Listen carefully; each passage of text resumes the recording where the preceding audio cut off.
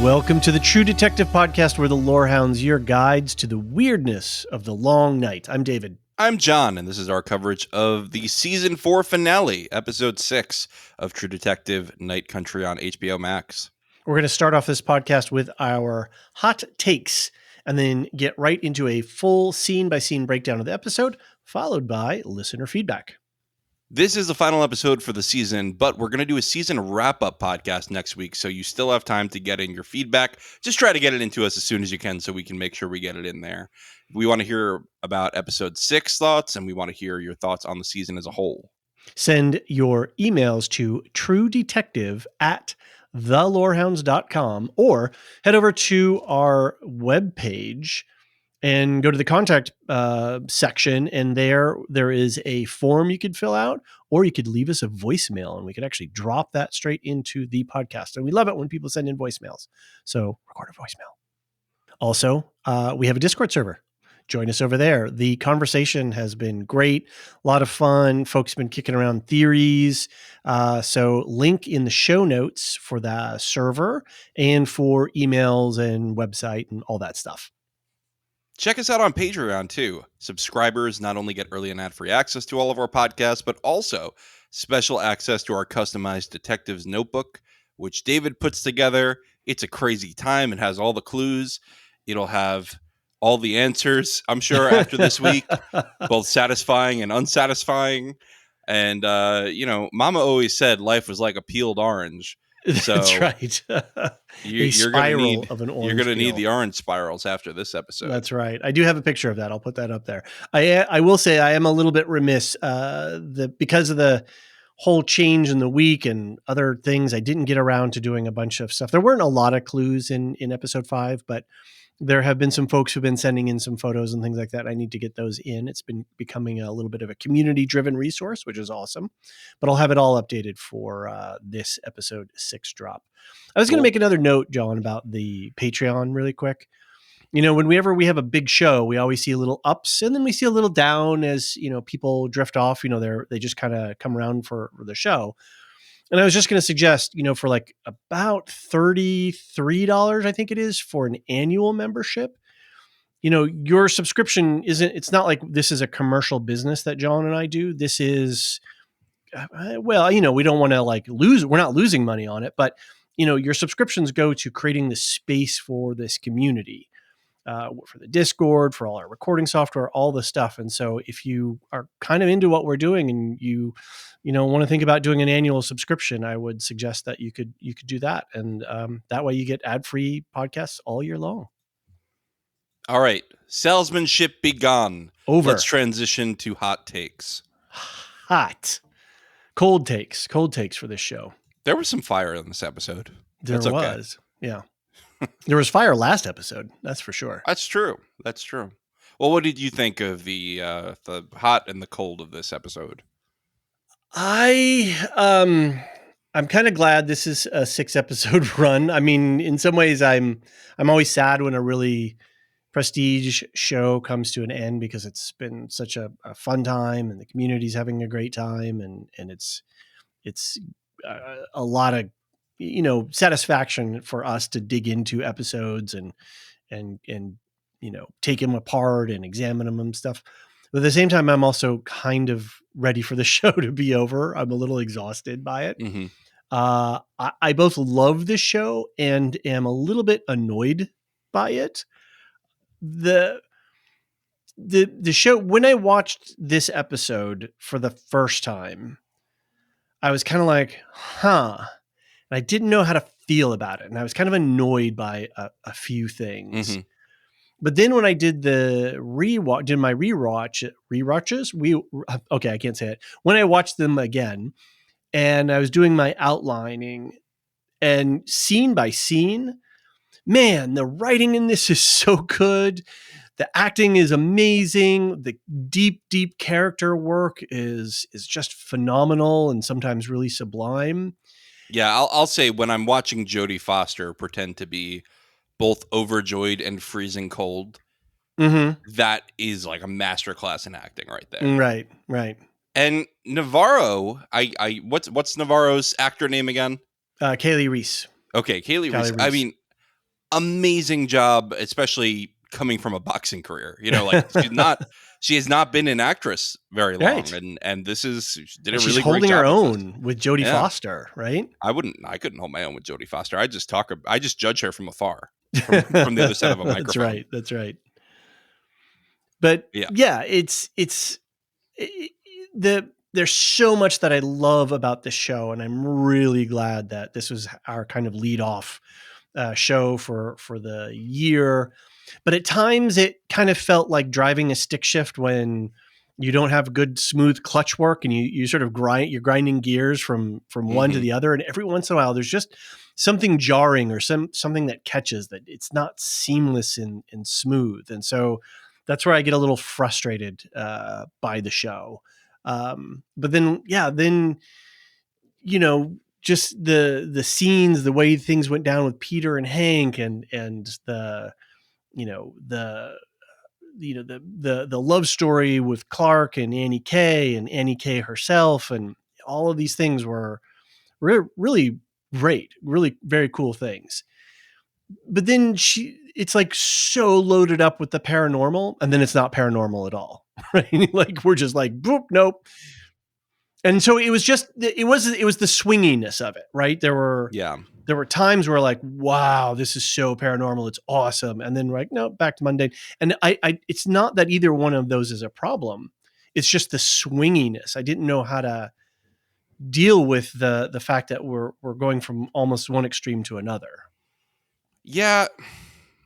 So, when I think about it compared to Fargo, which is a tough comparison to do, Sure, and it's perhaps not a fair one, but I'm going to do it anyway because no one sure, can sure. stop me now. And, Fargo, I think, complements its fairly mundane story and Mm-hmm. fairly mundane messaging with the supernatural, restates the Right. thesis with the supernatural. I don't think Issa Lopez did that here. I think that this was more of you could choose to believe it was supernatural, you could choose to believe it was not. That kind of thing I like it less. Mm-hmm. And so I remember earlier in the season, you're like, she's the new Noah Hawley. And I was like, I'm going to reserve Wait a judgment on minute. that. And I'm glad Wait I a minute. did reserve judgment because Yes. I think she has potential to get there. I don't think this was it. I don't think this said to No, me, I don't think it was I'm not gonna like see that she's working on a project and being like, I have to see that. Mm-hmm. That being said, I think she did a really good job, especially looking at her filmography. This is her second TV work ever, her first American TV work too, and that's really impressive that she was able to pull this together so well. I do think that the season, I don't want to talk about the season that much, but this episode in particular suffered from length. Mm-hmm. I don't think it worked as an hour 15. Right. It was an hour 15 on our trailers, or I mean, on our screeners without Yeah. all the fluff. Yeah. Right. And that I think was just too long. It was really exhausting by the end. It Like was. I was really ready for it to be done by the end. And you don't want me to be there as a watcher, especially, as Joe Average Washer. Right. Yeah. Like we're going to finish the episode. We're going to talk about it. Like this is part of our job. But if I'm just watching it on HBO on Sunday, I might just tune out after I know who killed Salal. And then pick it up later. Like, yeah, I'll just finish watching it later or something. And then I never come back, of course. Right. And that's a problem. That's a danger. So yeah, I think that, and I don't know how much of that was Issa Lopez's choice or if this was the network saying, you get 6 slots, do with it what you want. We don't know. I don't know specifically, but I've kind of heard secondhand that episode 5 got a little bit chopped and changed, and maybe there's some different writing hands in there, and some story stuff got reworked.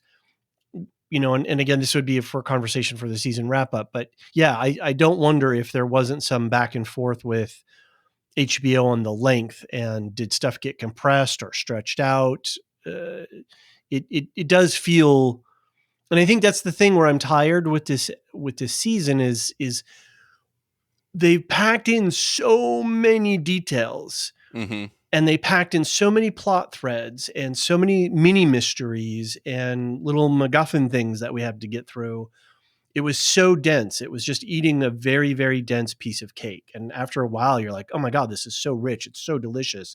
I love the metaphors. I love the semiotics. I love all of these rhyming things that are happening, these rhyming couplets with internally within the show, externally with season 1. It's all great. And by the end of it, I'm just like, ooh, it's so rich. I almost can't take another bite. I think that the distinction I would make is make me a show that I want to rewatch, not a show that I need to rewatch. Mm-hmm. And Okay. this show had a mix of both. There were Sure. points where like episode 4, I was so hot on. I was like, can't wait to rewatch this. Mm-hmm. Episode 5, I was like, oh, I have to rewatch this because it was dense. Right. And episode 1 was the same way. We're veering into season wrap-up I territory here. know. But so I'll move on from that. I want to talk Yeah. about what I liked about the episode because Yes. we've been a little critical here. I thought that the Junior Pryor's relationship stuff really worked for me. I love him finding the tooth on the wall right before Kayla walks in. That's hilarious. There's so many little humorous things that happen. Right. It's so good. I think again the performances of our favorite cop team were really great. I thought that the scene where all of the Inupiaq women band together and sort of go, what's it going to be, was amazing. That really felt like, in a good way, it felt like a mob move. Like it was really beautiful. It was like our community is stronger than your institution. And that was really, really beautiful. Cool. I thought that overall the messaging of the season was good. Like I think that they got there, which is if you can't trust institutions, sometimes you got to figure out what to do. And it's a dark message, but it's an important message, and it's an important thing to highlight the way that Inupiaq and other indigenous communities are taken advantage of by institutions and how governments assist the oppression, right? Maybe they don't do it directly, but nobody was stopping that mine without the actions of the Inupiaq women there. Right. And the mine had the benefit of the doubt when it came to institutional support. Right. Right. Oh, well, of course the police are gonna, step in and, protect the mine, at the demonstration and stuff. So, and you hear people terrified to shake up the status quo, right? So many people in this town work for the mines. We can't possibly shut it down. And that's rough. That's rough because they got a point. It's hard to replace those jobs, but like, what's the point of having jobs in an area where there's no clean drinking water? And so they're actual ethical questions, right? They're actual societal ethical questions. And that's the best part about this show is that it raises these questions and it brings things to our attention. Yep, for sure. I think I might have won a few internet points.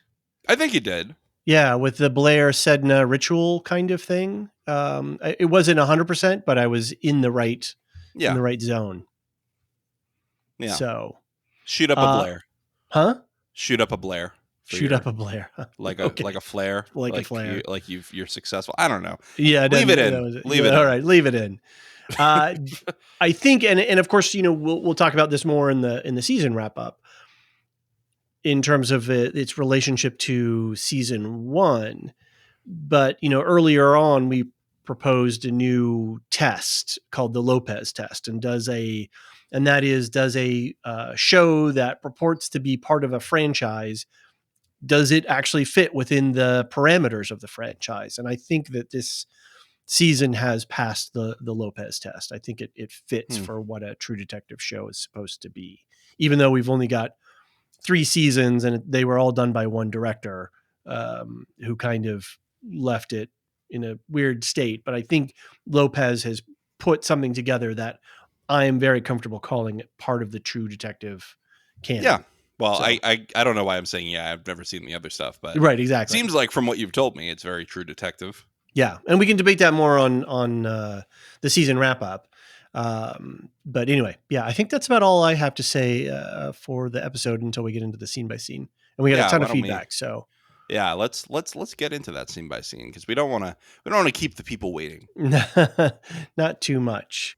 All right, as always, a few combined scenes here, so it might be a little bit out of order, but mostly in order.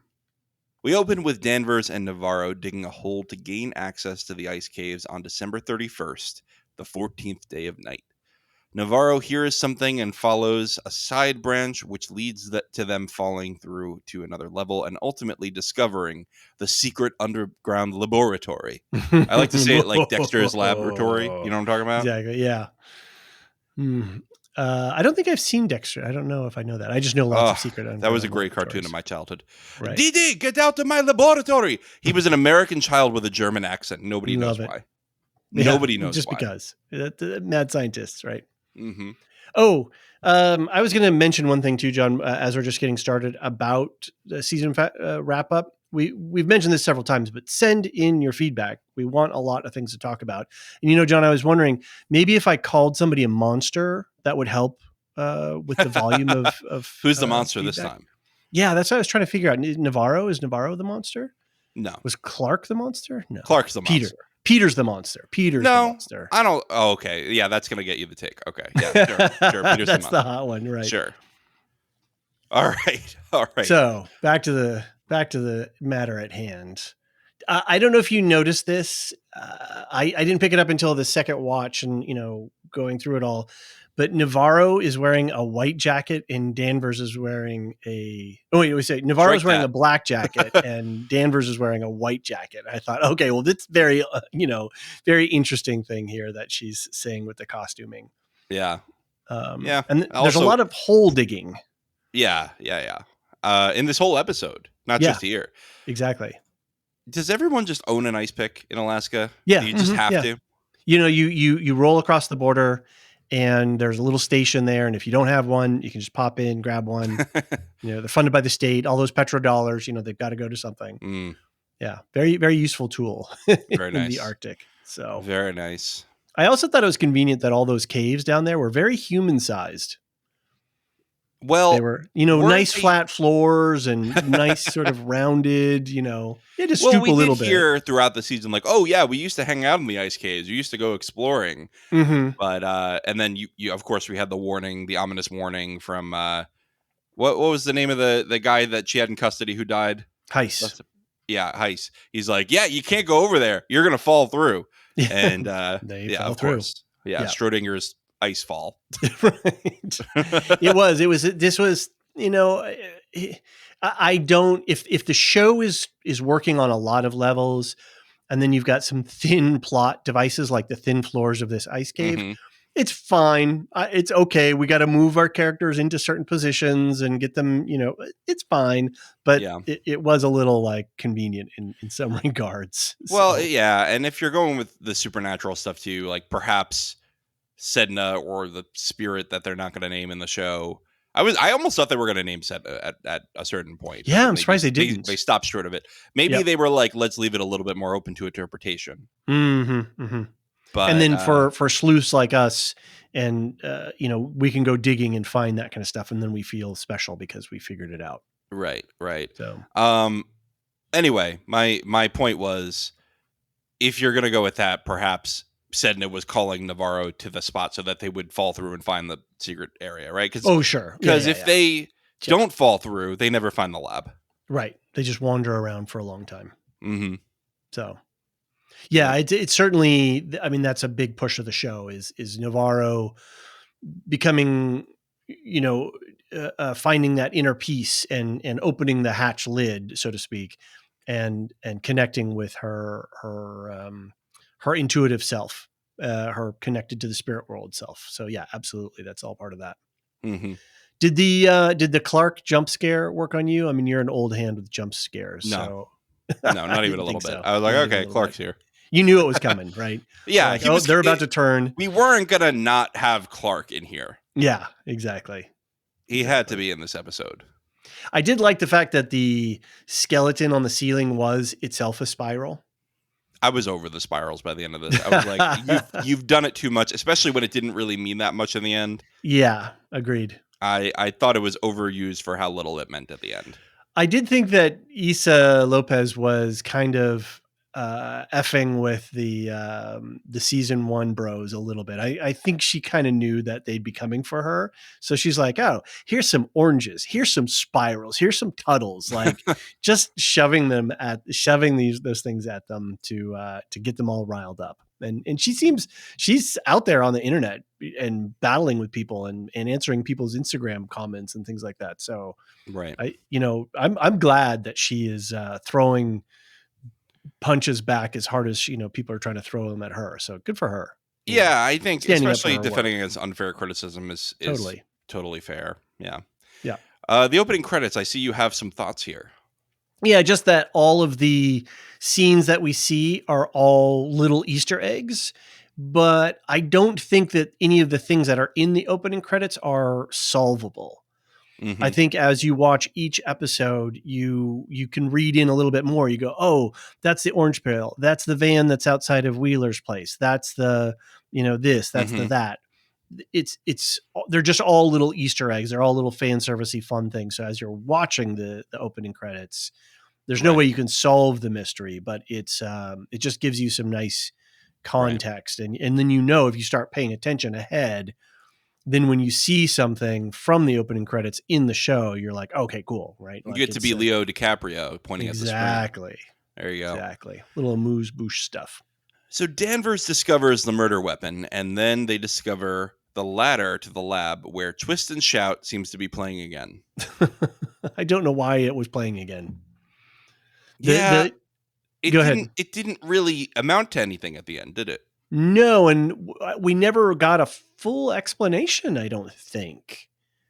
No, of her son's death, you mean? Yeah, I don't think we know why that song. We just know that song is around, but we don't have a direct connection. It's not like it was playing on the radio when she went to go to the accident scene and pull the lifeless wasn't body there of her. like kind of an effect of like, ears ringing kind of thing then? Like I would buy that that's what was happening there, but we just didn't hear it. But they should have just left it in if that was the case. There was just no explicit connectivity. Yeah, so I'm not sure. You gotta give me a little more. I can't headcanon it all. Exactly.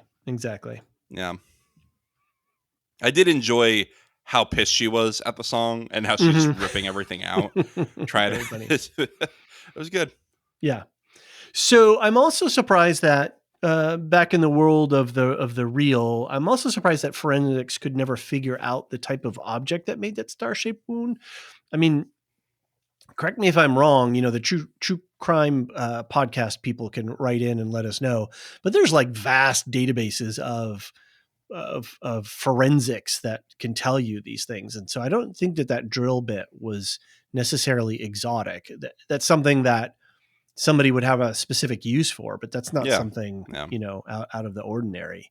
Right. That would come in a toolbox. Yeah, if you're drilling ice cores and making robotic arms and things like that. Yeah, it looked to me like something that you would have in a woodworking shop. Somebody who's a carpenter kind of thing. Yeah. So interesting. Anyway, but she froze to death though. Right? Who did? No, I guess she didn't. They never said she froze to death, but I'm just joking around out there. Like, it was just a freak weather accident. It's crazy. So slab avalanches are a real thing. Sure. That it's not, and it's not an avalanche like you think of off of a cliff. It's like, you can have like almost a horizontal style avalanche. Yeah, but Christopher Eccleston knew that was horse shit in this case. Oh, of course. Absolutely. Of course. He just didn't want to make any big thing about it. Yeah. I wonder if the mine shutting down hurts his chance for governor in the end. Yeah, it depends on how ugly it all gets. Yeah. The one thing I kind of missed in this scene too was Clark did make a creepy shrine to Annie there where she was murdered, but we never really get to see it. And we see a lot of the lab and the robotics and the ice cores, but we don't get to see the creepy stuff that Clark did as, out of his guilt for playing a hand in the murder. And I was kind of disappointed by that because we had that great trailer scene, where he had that sort of mummy of her, that sort of doll-like of her. Like, why didn't we get more of that down there? That would have added some more creep factor, I think. I think this episode could have used a little bit more creep factor for me. Yeah, there. I think in general the episode had a lot of pacing issues where it felt like we were getting somewhere, and then all right, we're gonna have 20 minutes now of Navarro and Jodie Foster being cold, Right. and like, okay, we had some conversations about Holden and whatnot, but like, I think you could have cut it down by at least half. Honestly, And it was too much. back at the top of the hot takes, what I was saying was when I was watching scene by scene and very carefully so I could write the synopsis and take my notes and look up stuff, each scene itself is fine and it's really good. It's just that when you put them all together, there's something weird happens in this big extra long episode where I you're would like, say ugh. each scene is fine except for Danvers' deposition, which I thought was utter horseshit. Okay, well, we'll talk about it when we get there. Well, yeah, we'll get there, but We'll get there. I was not happy with that. I Okay, thought that that was interesting. a step down for the whole show's writing. Okay, there's a reason for it, and we'll talk about it when we get there. Okay. Yeah. All right. So Danvers is trapped by Clark in the walk-in cooler. Walk-in freezer, I would say. It was even worse than a cooler. Clark knocks out Navarro with the fire extinguisher, which only pisses Navarro off.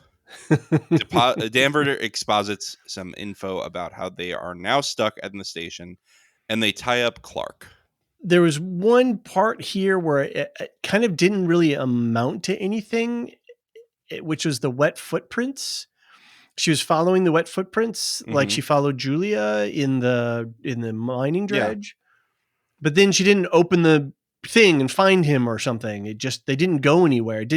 She didn't get an advantage on her, dexterity saving roll or anything like that. It was just, she saw some freaky footprints. Were they Clark's? Were they somebody else's? We don't know if they were real or not, but it didn't mean anything in the end. She still got conked on the back of the head by the, with the fire. Well, I in my head, Clark just lapped her, right? She's following Interesting. kind of Okay. slowly. He did a circle because he knows this place. That's the whole point of this, right? Is that he just knows this facility up and down. He's been trapped here for 2 weeks, and he's lived here for years. He knows how he can do a loop. Interesting. Whereas Navarro has to be very careful about where she goes, and Danvers doesn't know that this walk-in freezer locks from the outside. Right.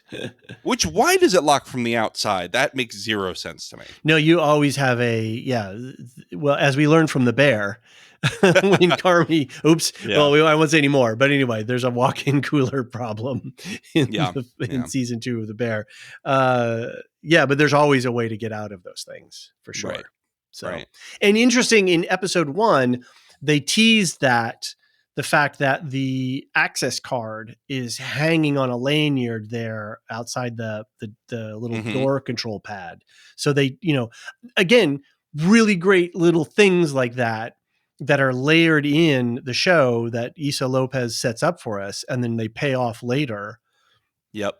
So there's a lot of great scene, episode to episode construction detail. Like, I really love the fact that she paid attention and she made sure that we saw the lanyard, but then it played itself out in the fight in one of the final scenes. So that was good. I did think it was kind of funny that we go from Navarro being drug on the floor and that great camera perspective of, looking down on her face as she's being that was drugged, cool. to the next thing we know is, Danvers comes running in and has to pull her off because she's beating the crap out of Clark. It was really funny. It was very on brand for Navarro. It was like, yep, Navarro has his ass down. It's one of those. Navarro is the kind of person who will go, you can take a shot, but you better not miss. Exactly. You do not miss with her. I guess he didn't miss, but he didn't hit hard enough. That's for sure. He's not a fighter, right? Yeah, she woke up and then that was it. It was all over.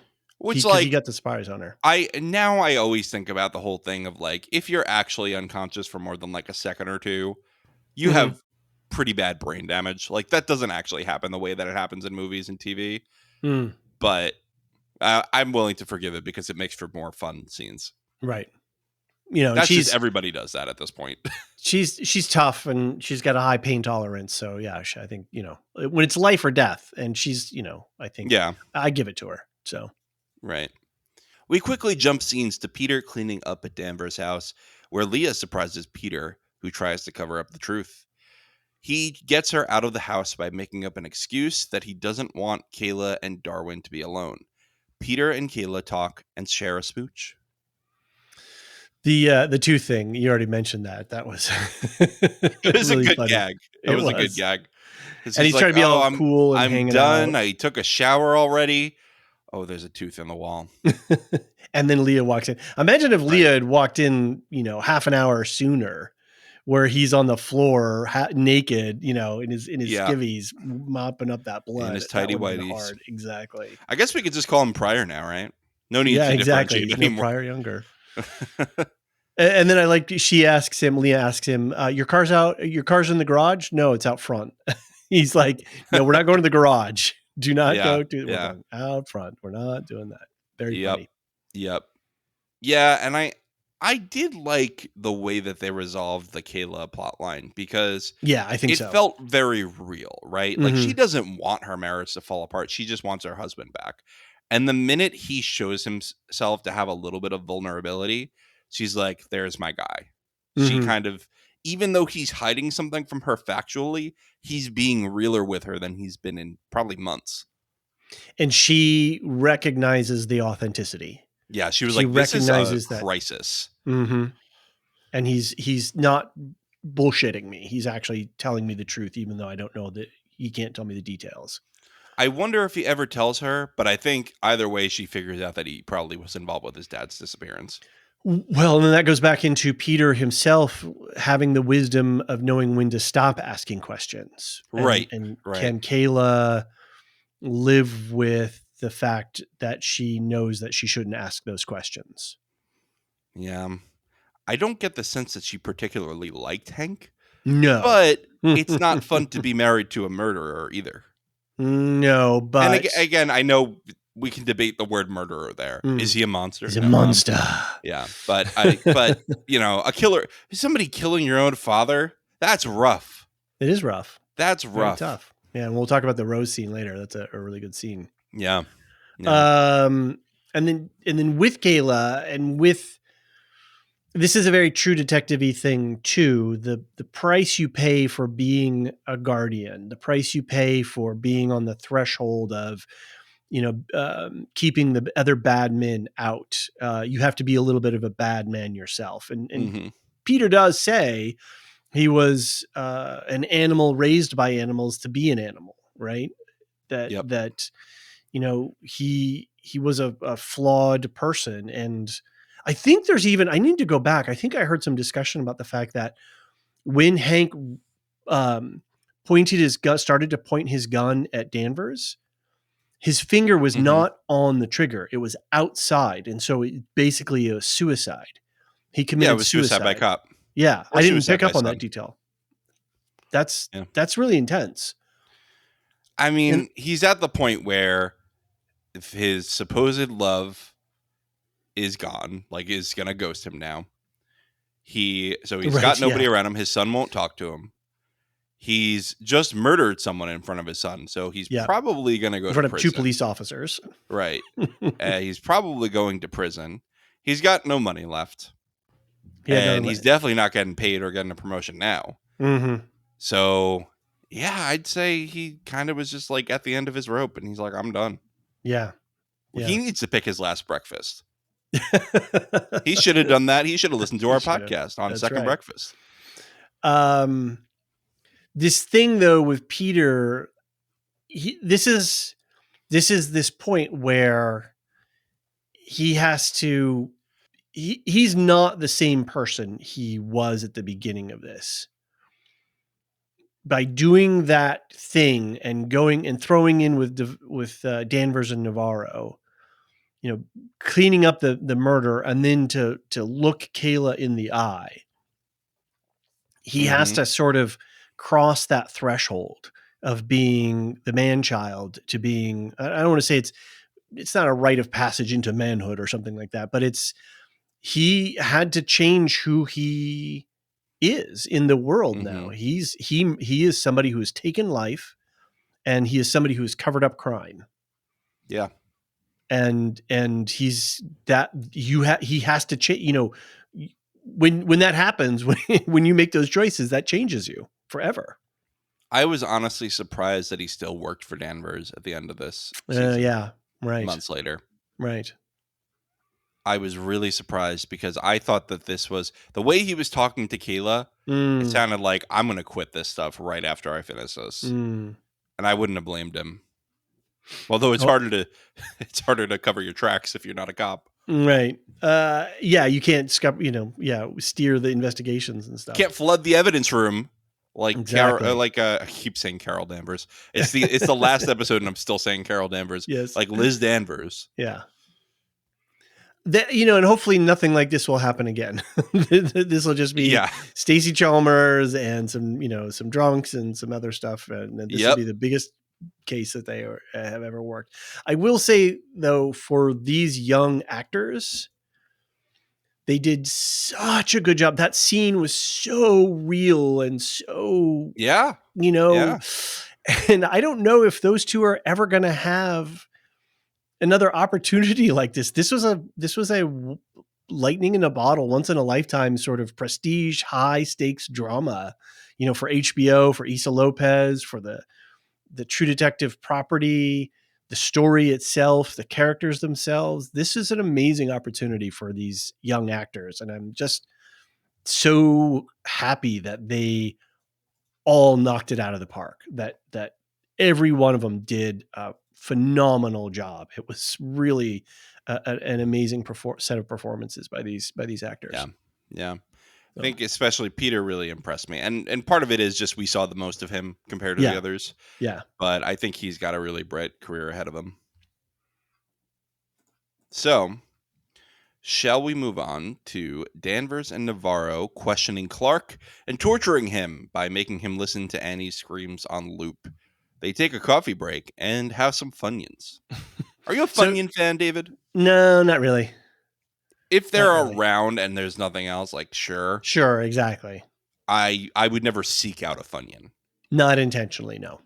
Not intentionally, no. I'll eat some Fritos. I'll eat some Cheetos. Definitely some Doritos. Hey, what is with the Fritos, Cheetos, Doritos? What's going on there? They love them. Well, Frito-Lay makes all of them, don't they? They must do. They must do. I'm pretty sure. Right. I was gonna say this torture session really reminded me of the Dyson Frey screams from Andor. Ooh. Yeah. Yeah, with Bix. Yeah. That was rough. Yeah, that's a good call. I didn't think about that. And then when we learn what actually happened in the flashback, that then when you then think about Clark listening to those screams, that rings differently as opposed to him not having been there. Mm-hmm. And then just thinking, oh, no, he was there. He saw it. He participated in it. So that's even worse for him. That's even more of a rough situation. Man, but this guy is so in denial too. Like he's like, gosh, I would never hurt her. Dude, you smothered her. Like, I know you think it was a mercy kill after they beat the shit out of her. Well, stabbed her 32 times. With Like, no, you still hurt her. Yeah. Yeah. What is wrong with you? You took her life. I am not a fan of leaving a prisoner alone and unobserved in that kind of situation. I was really nervous that he was going to get away or something, Well, he did eventually anyway. Well, she let him go, right? Did she? Yeah. That's not what I understood. I thought she just... Oh, interesting. I don't know. Okay, headcanon, right in. I thought... Well, let's talk about it when we get there. Let's talk about it when we get there. So. All right. Fair enough.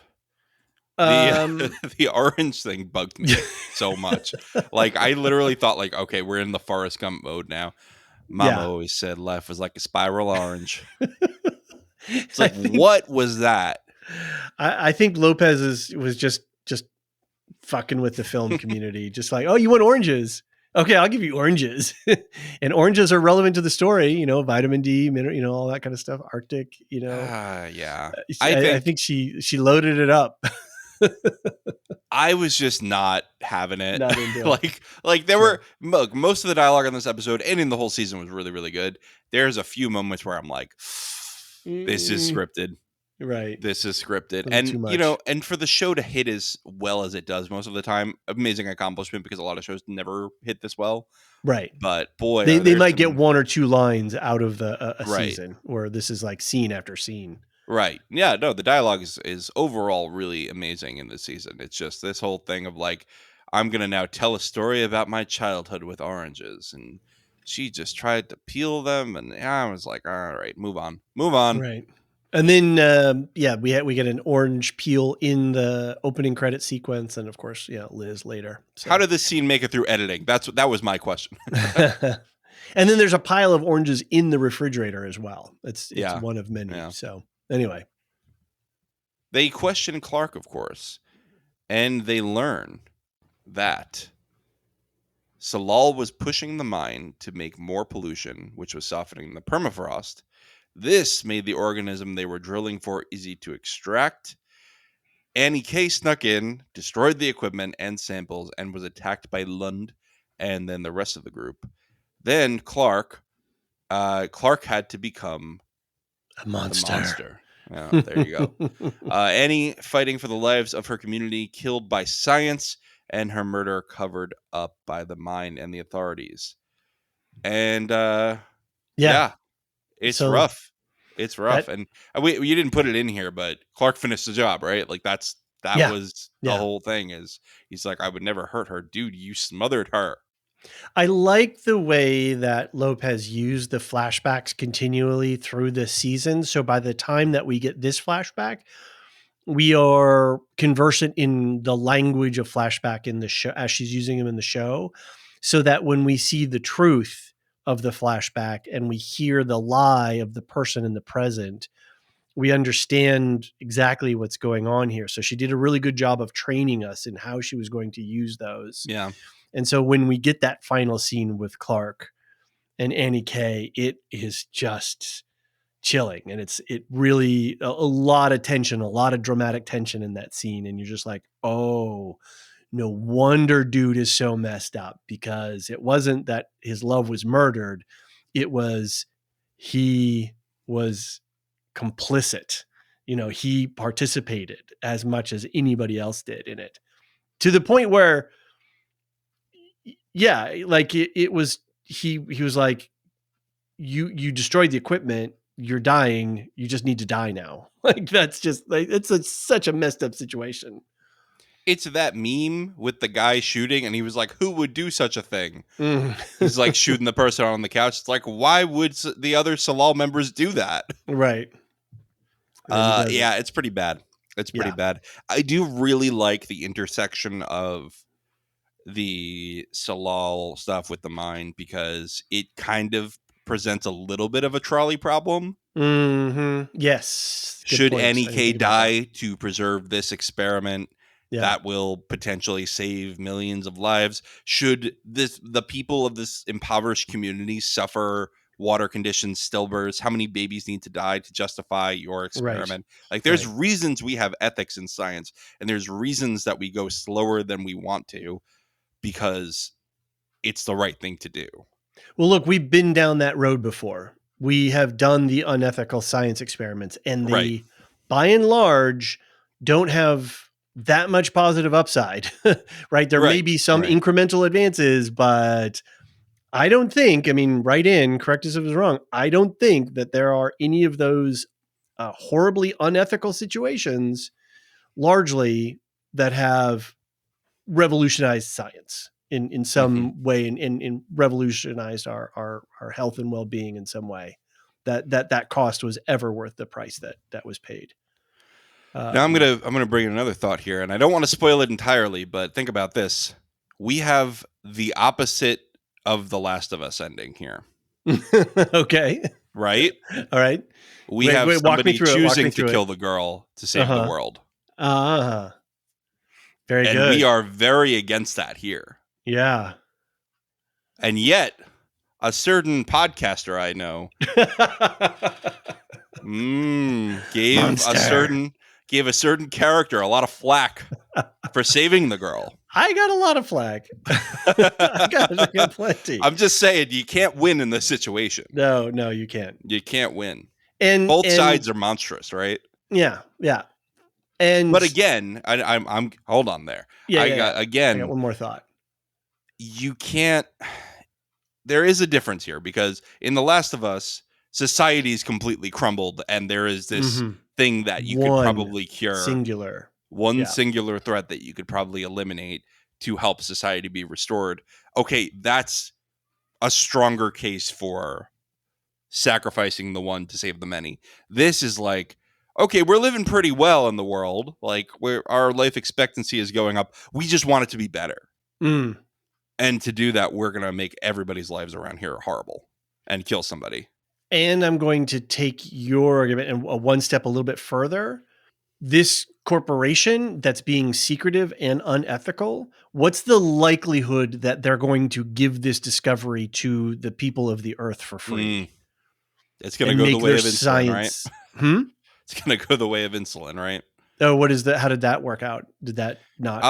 I don't know exactly how it turned out, but it was like when making insulin via bacteria was created, I believe that became a whole thing of like, let's Okay. make a shitload of money out of this. Right. Okay. Like the guy who, Frederick G. Banting and Charles Best and J.R. McLeod at the University of Toronto.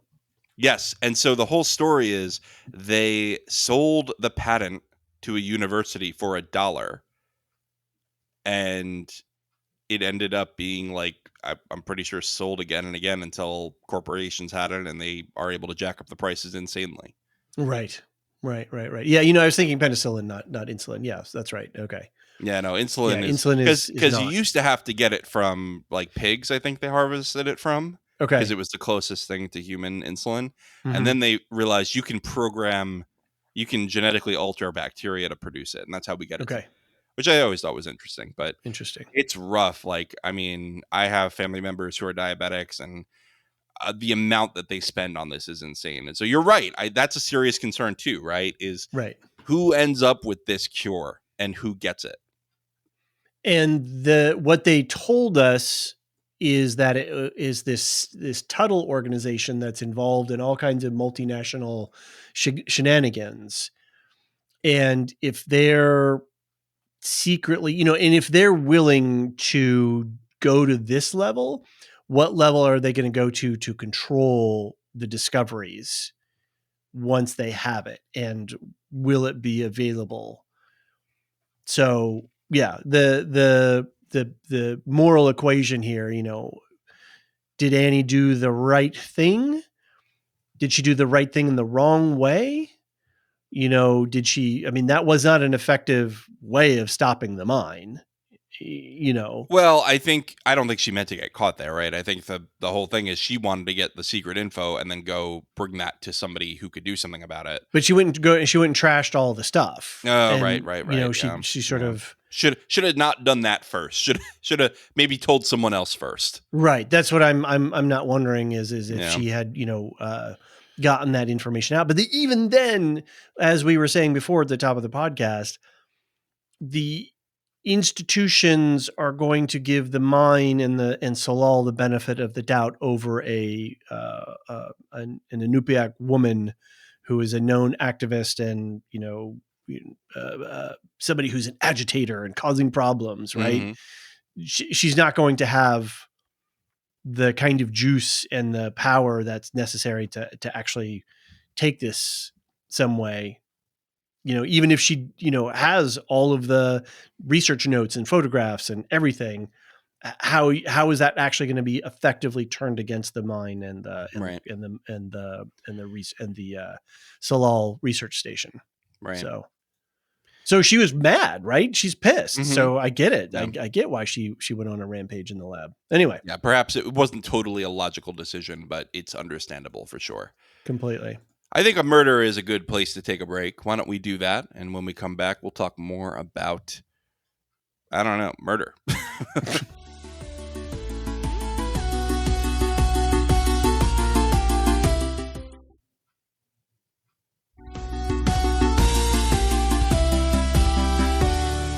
And we're back. David, do you have any other thoughts on this last scene? I do, and I think it bridges nicely into the next scene, which is the fact that all of them are liars in some way. All of them being Navarro, Danvers, and Clark. Clark's not telling the truth about what happened with Annie. Navarro and Danvers have both lied about the Wheeler case. So I love the fact that all three of these people who are struggling to be good in some way, or like, I'm guilty about the murder that I committed. We're cops and troopers, and we're supposed to be upholding the law, but we've all lied. So I love the fact that they're all tainted in some way, which goes great into the segue of the Clark or the Wheeler flashback. Yeah, so on the Wheeler flashback, as Navarro prepares to shoot Clark, we flash back to the Wheeler case and learn the truth. Navarro shot first. I like your Han shot first reference. I get it. I was wondering if you're going to pick up on that. I got it. So, so we get it was an interesting debate that everybody was having over this. And I like the fact that Danvers was like, I was about to do it myself, and you beat me to the draw. So yeah, I did enjoy that. That was good. I'm guessing that it was Navarro reacting to the ghost, that she saw. And so she's just like, boom. Yeah. I think that's right. I think she was just like, oh, you are just accusing this guy, and I can't abide this guy going to prison, mocking your death. Right. Exactly. And I do like that Danvers didn't throw her under the bus for it. Yeah. That they actually, she was about to do it herself. So yeah, they was right. She's like, how could I possibly, throw you under the bus for this now? Right. And again, I think that it's a very season 1 thing again, where the detectives cross a line and they're not unjustified in some ways, but then they have to obfuscate the truth to be to stay on the right side of the institutional legal stuff. So it's a really nice season 1 conundrum that they've got to solve there. Yeah, and the justice versus law stuff. Mm-hmm, yeah. Exactly. Yeah. And terrifying that there's a baby in the house. That was a kicker when they had. Yeah, that's rough, right? But again, like, either the dad was going to be dead or in prison. It's not like he was going to be involved in that baby's life. Exactly. That was another. Yeah. Oof. Yeah. Okay. Well, on the next scene, Danvers takes a break and cuts an orange peel. I'm sorry, what's this? My mom always said. Okay, I'm done now. Cuts an orange peel into a spiral and then knocks an orange off the table and notices something weird where the tongue was found. So I don't know what to make of this scene. We never get a definitive answer as to what was happening with the tongue. Forensics proved that it was her tongue. So how did it end up there? Why was there some little weird icy patch? This is where my annoyance is like, okay, feed me the paranormal. I'm into it. I'm ready. And then we just have a completely loose, hanging, unanswered thing. And I'm just like, was there some answer to it and it just got edited out, or what is she trying to say? Great question. Because the weird thing is, if they did have an answer and they edited it out, why did they leave in the scene later where they ask the Inupiaq women, well, what happened with the tongue? Oh, I don't know. That's not part of our story. It's like, all right, well, whose story was it then? Right. Find me the person whose story it is. Yeah. Probably Issa Lopez. And we just don't have a resolution to it. And it's kind of like, and it's not even like there's a resolution that it's super ambiguous. It's just kind of more like a head scratcher for me anyway. I mean, I don't know if that's just me. It's a meaningless mystery, right? Yeah. And that's the problem. Is it doesn't leave me haunting. Like, right. Ooh, that was so spooky. Something to think about. I mean, like, I guess what's implied is that like Sedna put it there. But we don't have enough. That's the only thing I could possibly answer that with. Yeah. So I did watch the scene over a couple of times. Her hand bumps that little orange, bumps the orange off. So it's not like anything supernatural happened. But I do love the fact that she bumps her head under the table, like kind of like Bryce bumps his head on the lamp when he's, the high school teacher, when he's standing up from his computer.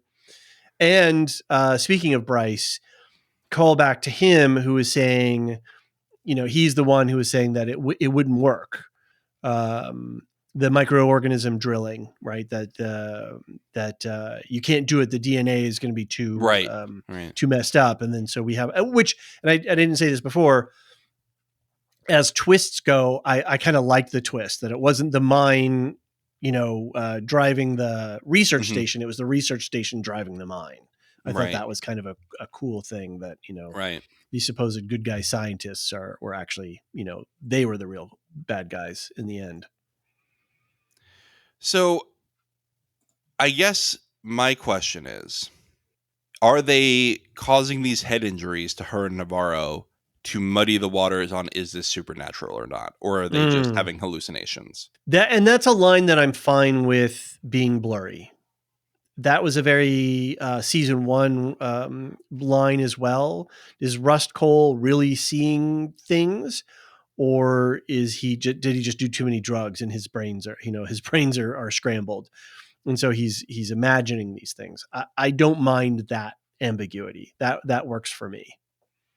Okay, fair enough. Yeah. I think that's good. I just wonder why they put all the head injuries in, like Navarro getting hit with the, and then Danvers hitting her head. Although that's not something that's going to really cause you. I do think that there is a constant thing though, where, there Lopez does posit there is a spirit world that's trying to reach out to the living, right? Mm-hmm. And that Danvers can't hear it. And so she's constantly being, the knock on the door is getting louder and louder to try to reach into her. And only does she have that near-death experience where she can actually, be more in contact with it. Right. So, Holden keeps trying to reach out to her in like the space between sleep and wakefulness. Yeah. And I think that's often a theme of like, that's where you're the most in touch with spiritual things, is in that twilight between being awake and being asleep. Right. Where the rational self is not necessarily in control. Right. Yeah. Right. They question Clark again, and we learn that time is a flat circle and we are all stuck in it. So this is a total season 1 callback. Time is a flat circle. Rust Cole, famous line. And so he just blurts it out here. And I was just like, okay, we got spirals. She really loaded this episode up with season 1 stuff. And it was just kind of, all right, fair enough. Hey, remember that? Fine. Yeah, exactly. Yeah, I hear you. So, yeah, I mean, other than, and I guess what we really learn here is that, he had the sort of psychotic break and that he was the guy that was running when the supply guy came. So we're getting, we're checking off all the boxes. Was that something crazy and spooky, or was that something mundane and explainable through rational real world occurrences? So. Right. As Peter drives out to Rose's, the power is knocked out by the storm. Gnarls? Anyway, Liz goes to get some rest and finds a necklace of a cross in her hair, and then is woken up by a dream of Holden. Clark meets his final fate. What do you make of this cross in her hair? I have no idea what to make of that. I don't know where it came from. I don't know why it was there. I would have assumed that was the cross that Navarro threw out of her truck window when she had that flashback of her mother. But then is it Holden, like you were saying about in that transitional space between waking and sleep? Because she found the one-eyed polar bear once at her bedside when it really wasn't there. It was actually in a box of, Christmas stuff. So was that something, or was it, I don't know what to make of it. It has no connectivity. I even think we hear a little, scream, like ghost scream, like the scream that Navarro's mother made when she kind of looks at it. But I don't understand what its purpose was. Yeah. So. Yeah. Maybe it was just, okay, well, these people had all their stuff. Like she's sleeping in the bunk of these people who just kind of left in the middle of the night. They didn't pack anything.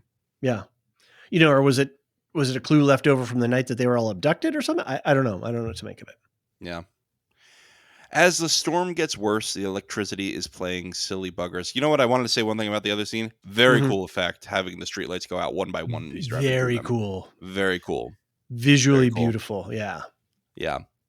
So as the storm gets worse, the electricity is playing silly buggers. Navarro has a vision of Clark in the kitchen. There's a couple of things here I don't get as well. When Navarro's trying to get the diesel generator, the backup generator working, did you see the figure of the girl behind her, standing behind her? I did, and I don't know what that is either. I don't know what that It's is. Sedna. Yeah, right? It's Sedna. I was like, is that Sedna? When in doubt, hit the Sedna button. And then was that Clark in the past because he was having the little convulsions?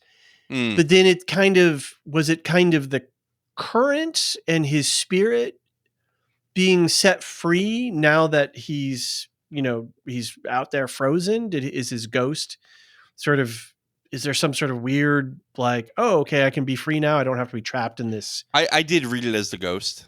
Okay. I thought that was Clark's ghost, and okay, we just keep talking about, or at least Navarro perceives it as Clark's ghost, right? Right, because she's got this sight beyond Yeah. sight kind of thing. Yeah. So Ostensibly, or is it just a head injury? Peter pays a visit to Rose while Liz and Evangeline try to keep warm while arguing ontology and metaphysics. Evangeline reveals that she's communicated with Holden, which does not make Liz happy. Boy. I mean, Jodie Foster plays an angry person very well, but she pulled out all the stops for this one. She's like, don't you ever fucking talk to me again. Like, grumble.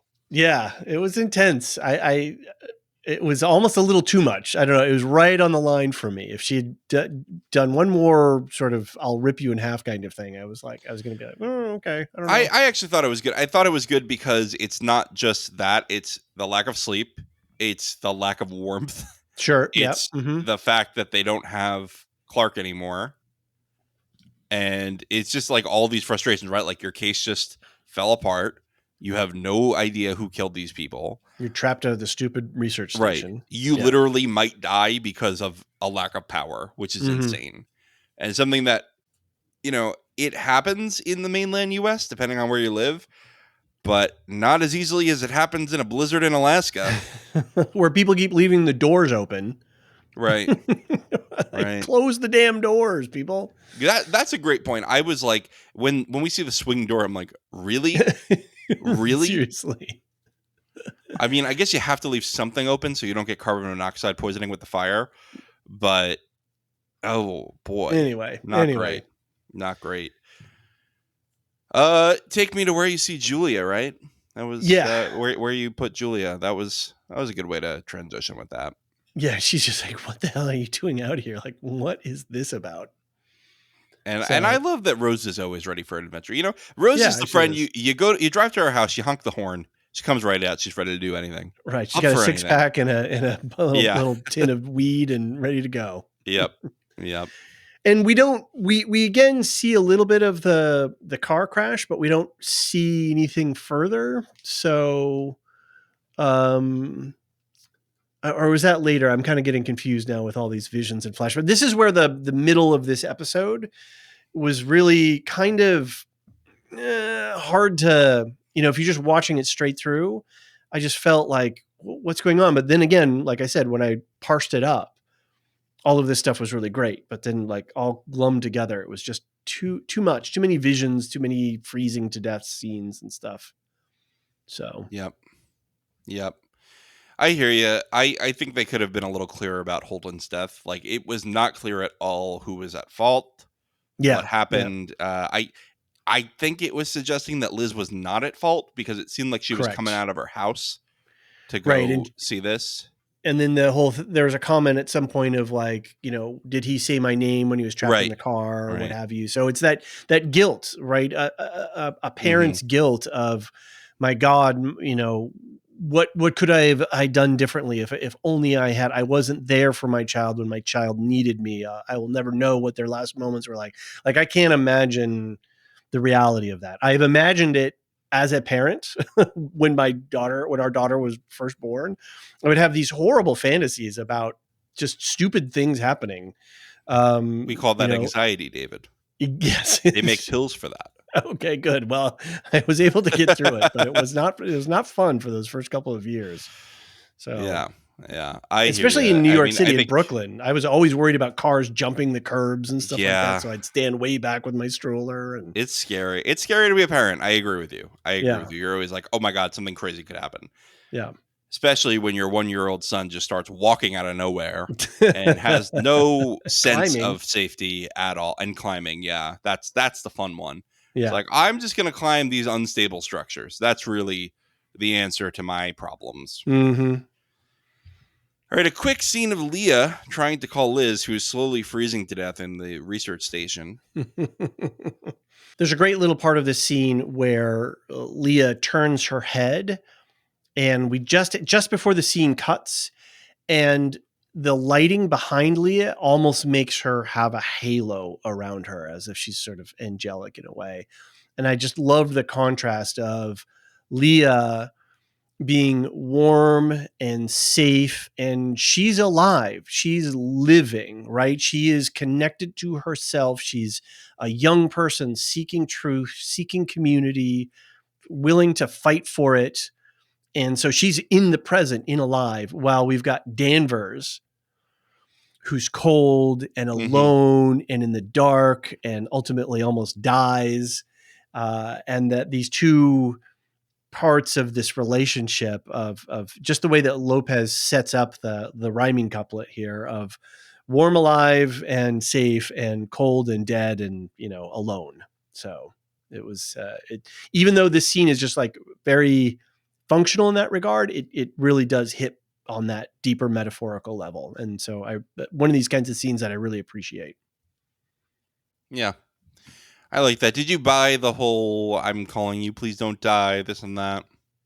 Yeah, I thought so. I was with it. Yeah, Yeah, yeah, I didn't have a problem with it. I agree too. It was a big change for her, but also I think it's realistic to have teenagers have emotional highs and lows like that, where they both are like, I hate you, but I love you. Yeah, for sure. Yeah. And we got some feedback later about the line that Leah said last episode about the "I haven't given up on you." Right. So I Right. think Somebody liked it. that feedback actually set me up to be receptive to Leah trying to reach out to Liz in this situation. Fair enough. Danvers can't get any rest, so she goes back out and follows the embers from the fire to discover that Navarro is out on the ice. Navarro is having a vision. She learns her Inupiaq name, which we later learn means the return of the sun after the long darkness. Would you make of this scene? I was fine. It was Mm-hmm. fine. I was good with something religious happening to Navarro, and Mm-hmm. I like that somebody's being called out onto the ice for a good reason instead of death. Right. There's a lot of death happening out on the ice. I think part of it is Navarro has always been shutting out these voices, shutting out Mm-hmm. this possible supernatural stuff. And she's only recently really opened herself up to it. Yep. And I think Sedna's saying, like, come on, I'll show you the way. And going back to that episode 1 scene where she's talking to Ryan and he's asking her, "Do you believe in God?" And we get that flashback of her talking to the soldier with their head blown off, and we hear that voice that says, or I think even the soldier says, "Listen." So the spirit world is trying to tell her, like, "Listen, girl, we want to communicate through you, Mm-hmm. and we want to help you do the things that you do. You just need to listen to us and understand and learn how we're speaking." And she's got that, like, as she says later, she's got the hatch Right. door pulled shut. Right. And so the fact that, like you say, she goes out on the ice for a good purpose to learn her Inupiaq name. It was great. I really, I liked the way that they intercut the scene. I liked the hand coming out to touch her, but we don't see anything else. I thought that this scene worked really effectively. And I was really glad to see Navarro move forward, to actually have a something positive like this happen for her and her storyline. Mm-hmm. Meanwhile, of course, Danvers has a nightmare vision of Holden trapped in the ice, and she tries to reach him, but breaks through the ice and falls into the icy water below.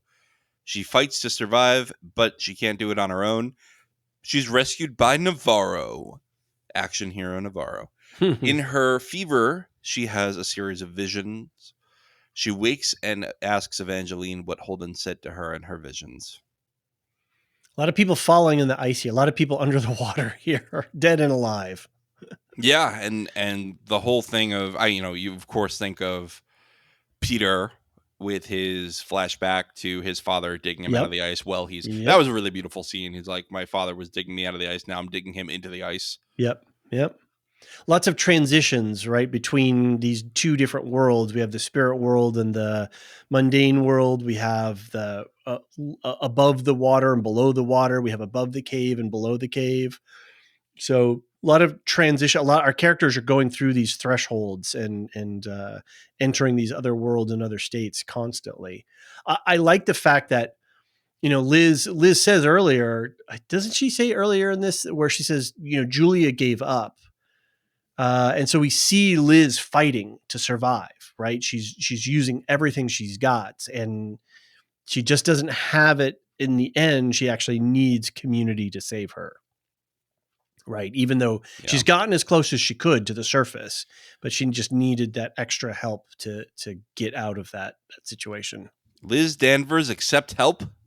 I know, right? She had to die to be reborn. Right? Yeah, when overjoyed Liz Danvers talking in her deposition later. Well, jolly, half my staff died, but I'm here. Right. Man. Oh yeah, I was just going to say this idea that, she had to break her past. She had to have a strong break from her past to be able to get over the pain of to accept the fact that acknowledging her pain does nothing to diminish the love that she had, I guess. I don't know. I'm not sure how to phrase this. That, what her anger, all of this stuff here, that doesn't, her memories of her child are hers and hers for forever. Right. And nothing can take that away except for time. I think part of it was, Navarro goes, he sees you and does the gesture that, of course, God. Yeah, that was really chilling moving and heartbreaking. Yeah. But I think it breaks Danvers because she's like, he sees me being this miserable curmudgeon who everyone hates. Right. That nobody wants to work with. Who is just being a horrible stepmother to Leah. And I think she's kind of inspired to do better from that. She's like, I have to be the mom that I was to Holden, to Leah. Yeah. I have to, be kind like I was and happy like I was with other people besides, my life isn't over and I need to be better. And that wouldn't, being that bastard is not honoring the memory of her son, like you're saying, right? She wouldn't be that way with him. No. So, yeah. Okay. All right. Dark stuff. Out on the ice, after the storm has passed, Rose instructs Peter on the proper way to hide a body. Ennis style. I love the scene. You're going to watch me. You're going to watch me cut your father's lungs open to let the air out so he doesn't float. And Peter's like, yeah, all right, I'll turn around. So good. Yeah. And just delivered in such a deadpan flat way. It was just She's really great. Absolutely great actor. Absolutely. Rose then tells Peter that the worst part isn't over, but what comes after forever, that's the worst effing part. You say effing, we are rated explicit, David. That's the worst fucking part. A title card tells us that it is now January 1st, the 15th day of the long night.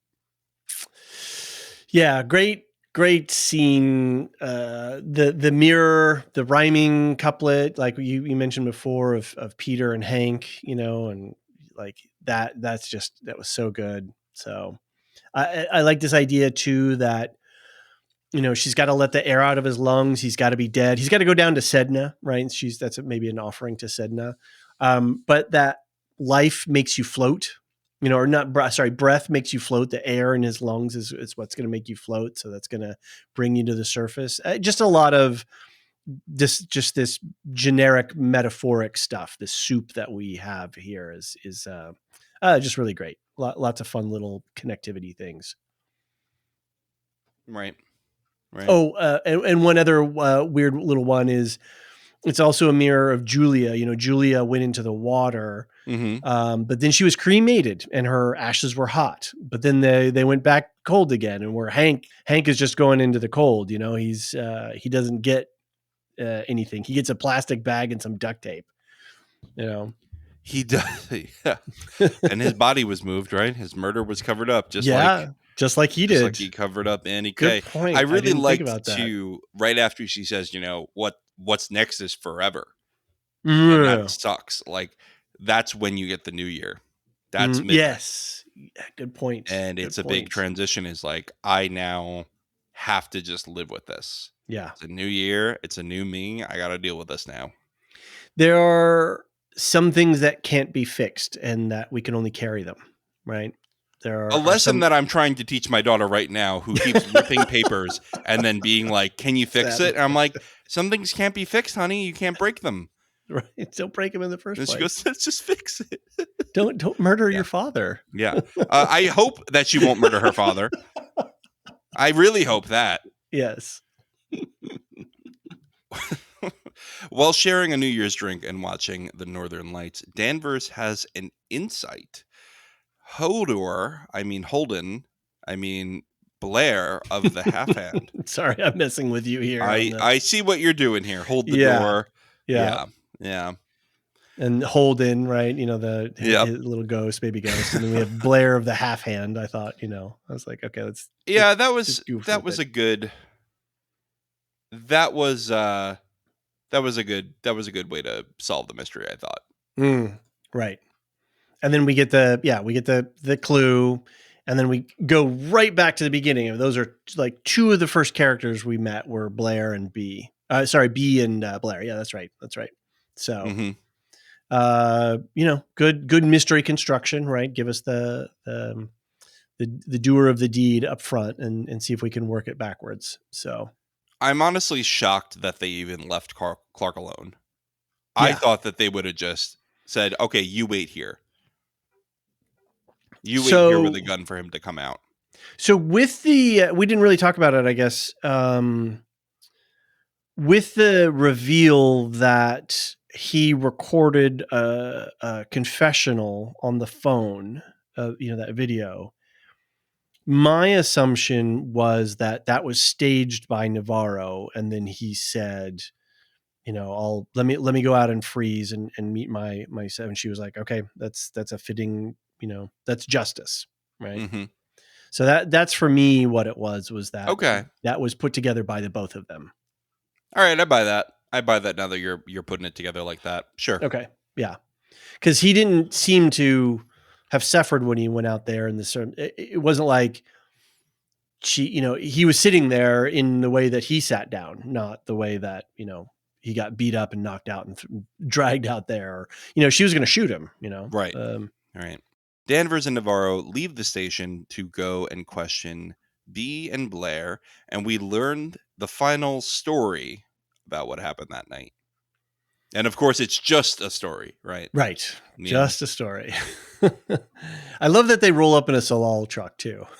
That's like really funny. Like, wait, we murdered those dudes. What's this truck doing here?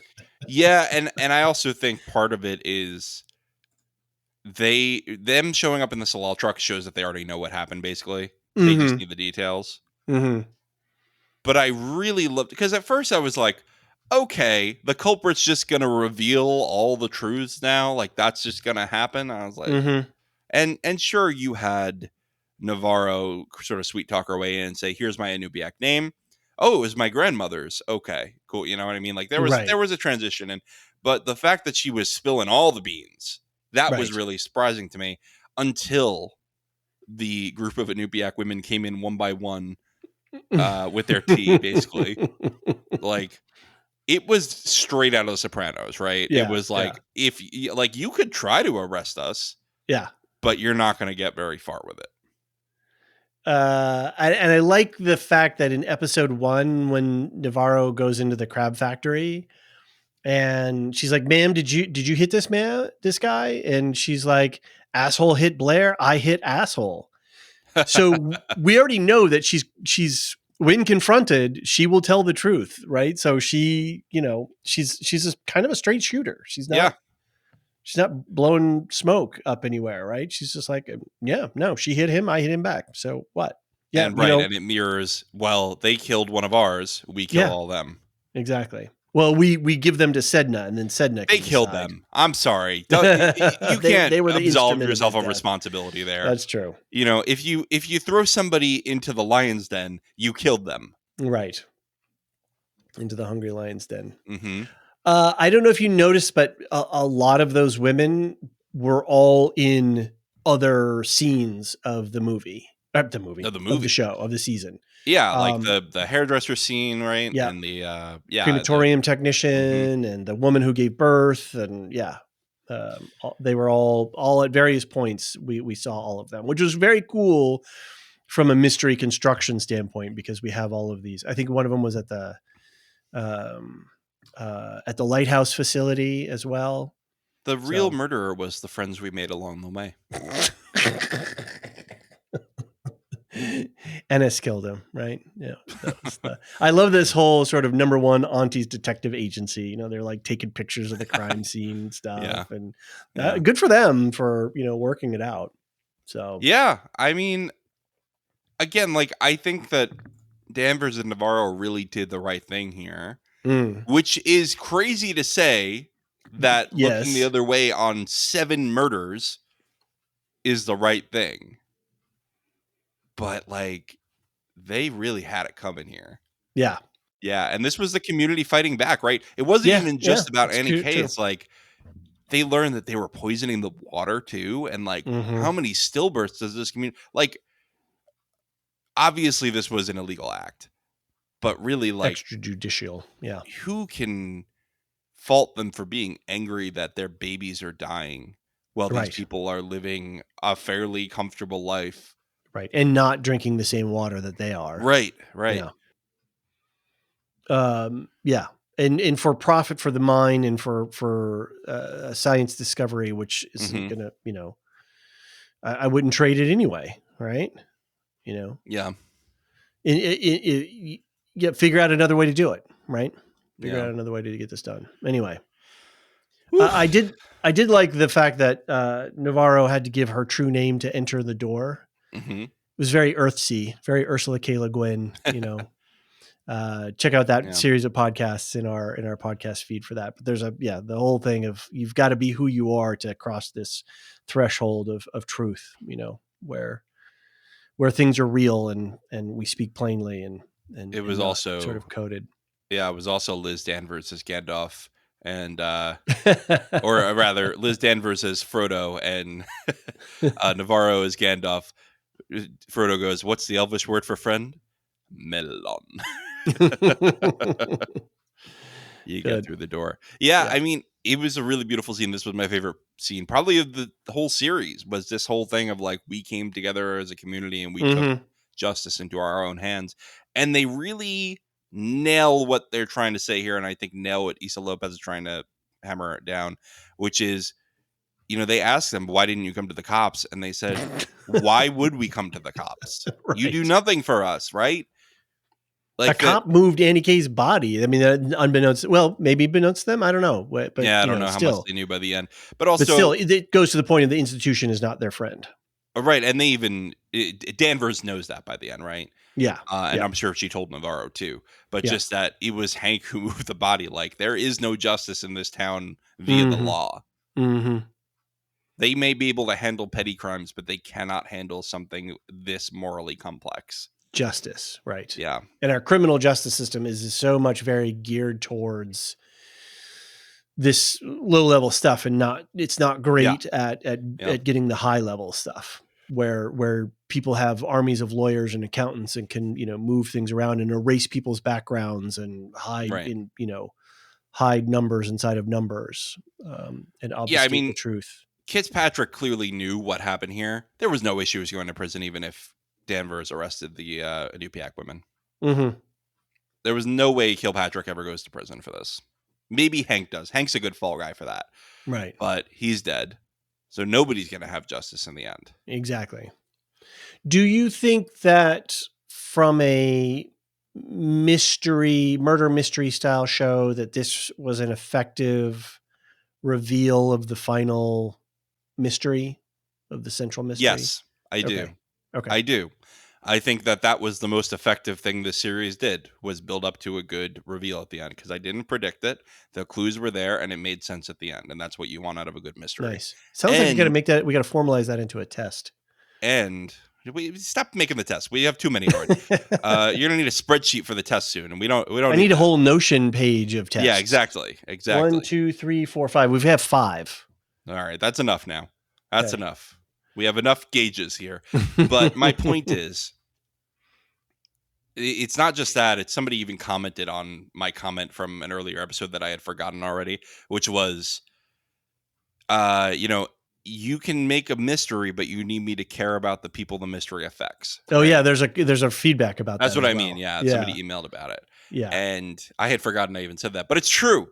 And here I care about this community because I've learned about, Annie Kay being the only midwife in the area. And I've learned about the stillbirths happening. And I've learned about, Salal and the police and how they're ineffective. And I do think that was, and I want to shower praise on this part, because I think that this really tied together the themes that Issa Lopez was going for. Mm-hmm. So I think I give her an A+ for this part. Okay. For the mystery portion of the show, I think she gets an A+. I think for me, the effect of it was slightly dampened by the slog that we kind of had to go through with them being in Salal, in the freezing to death in the Salal station. Sure, but that's a pacing issue, right? Yeah, that's a pacing issue. That's too many things. Too many things in front of it. Yeah. But I mean, if you're just gonna take the bullet points of the mystery together, I think it's a great mystery and a great reveal. Okay. That's what I'm saying here. And I'm ignoring the bloat, basically. Right. Got it. Okay, cool. All right. Last scene here. My least favorite scene of the whole series. We jump ahead to May 12th, the first long day of the year, and Danvers is being interviewed by a pair of detectives. So this is straight out of season 1. This is the narrative construct of season 1, of the first 2/3, first half of season 1, is that Woody Harrelson's character, and then what's his name's character, who's the actor, that Matthew guy. McConaughey. Yes, thank you, Matthew McConaughey, are being separately interviewed by some detectives on videotape. So this is a complete construct out of that, grafted on into here just for season 1, giggles, shits and giggles. So, boy, did I hate this scene. And I'll tell you why. It was the stilted dialogue that felt like it was just tacked on to this season. mm-hmm. I honestly could have had no update for later and been happier, because is Navarro dead at the end? Right. Yeah. She a ghost, an apparition on her. That was the dumbest thing I've ever seen. I'm sorry, but you're going to leave Navarro as ambiguously a ghost, and she's in a deposition.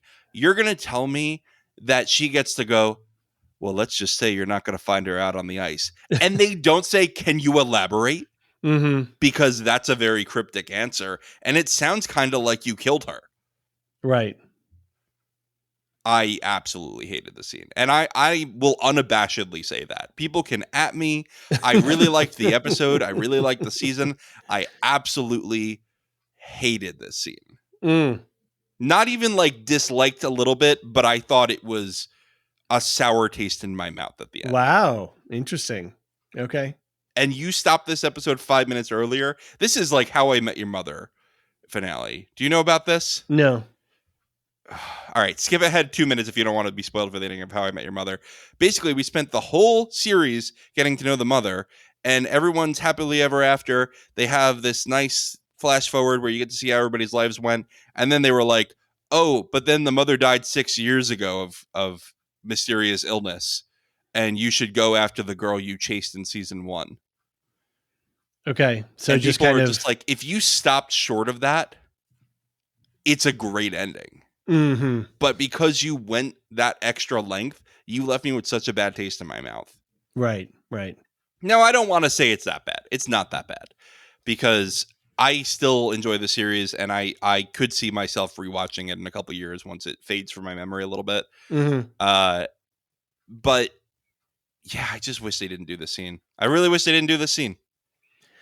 You didn't want the wrap up. I think if we just had a sequence of Navarro walking out, into not the shattered wasteland of her past, but sort of the white landscape of her, future and of her people, and of Danvers picking up the bear and we getting the mine video and the mine being closed and Leah and Liz reconciled, and Peter at home, all of that stuff. I think if we just had a sequence of flashbacks. Mm-hmm. You did not need the deposition. It really felt like the most unnatural dialogue of the whole season. Got it. That's what I felt. And don't give me the ambiguous Navarro ending with her standing on the porch. Even if you left it as we don't know where she went, I'm okay with that. Like, okay, have her give her gifts to everybody and then disappear. Fine. Right. But like, why is she on Danvers' porch? Yeah. Why is she on Danvers' porch, but nobody knows where she is? Yeah. Bizarre decision that I do not understand. And I'll be listening to the official podcast to find out if they ever address that, because that is a head scratcher for me. That's a good call, listening to the official to see what Lopez has to say about it. Because I don't even know what they would be saying about that if she's a ghost. No, yeah, I don't think she's a ghost. I think she's out there like Kung Fu, Kane walking the earth, bringing justice. Well, that's just dramatic. Like, you're going to go off the grid. Just don't be a baby. Right. Don't be a baby, Navarro. Well, here's one thing that I do know, John, and that is SpongeBob is the Yellow King. So Kovic got his toothbrush back. So you know what's great though is there was a reason that we had the ridiculous SpongeBob toothbrush, which was now we knew that was his toothbrush at the end, and he knew that too, right? Mm-hmm. It wasn't just a replacement of the same brand at CVS that we all get, right? Right. Yeah. Okay, cool. Well, I'm looking forward to wrapping up the season. Well, we're going to have a special guest with us as well. We've got a fun person to talk to. So tune in for that. Make sure you get it in the feedback to truedetective@thelorehounds.com. But should we get into some feedback now? Yeah, let's do it. But first, let's take a quick break. Also, I like the show. Don't tune out yet.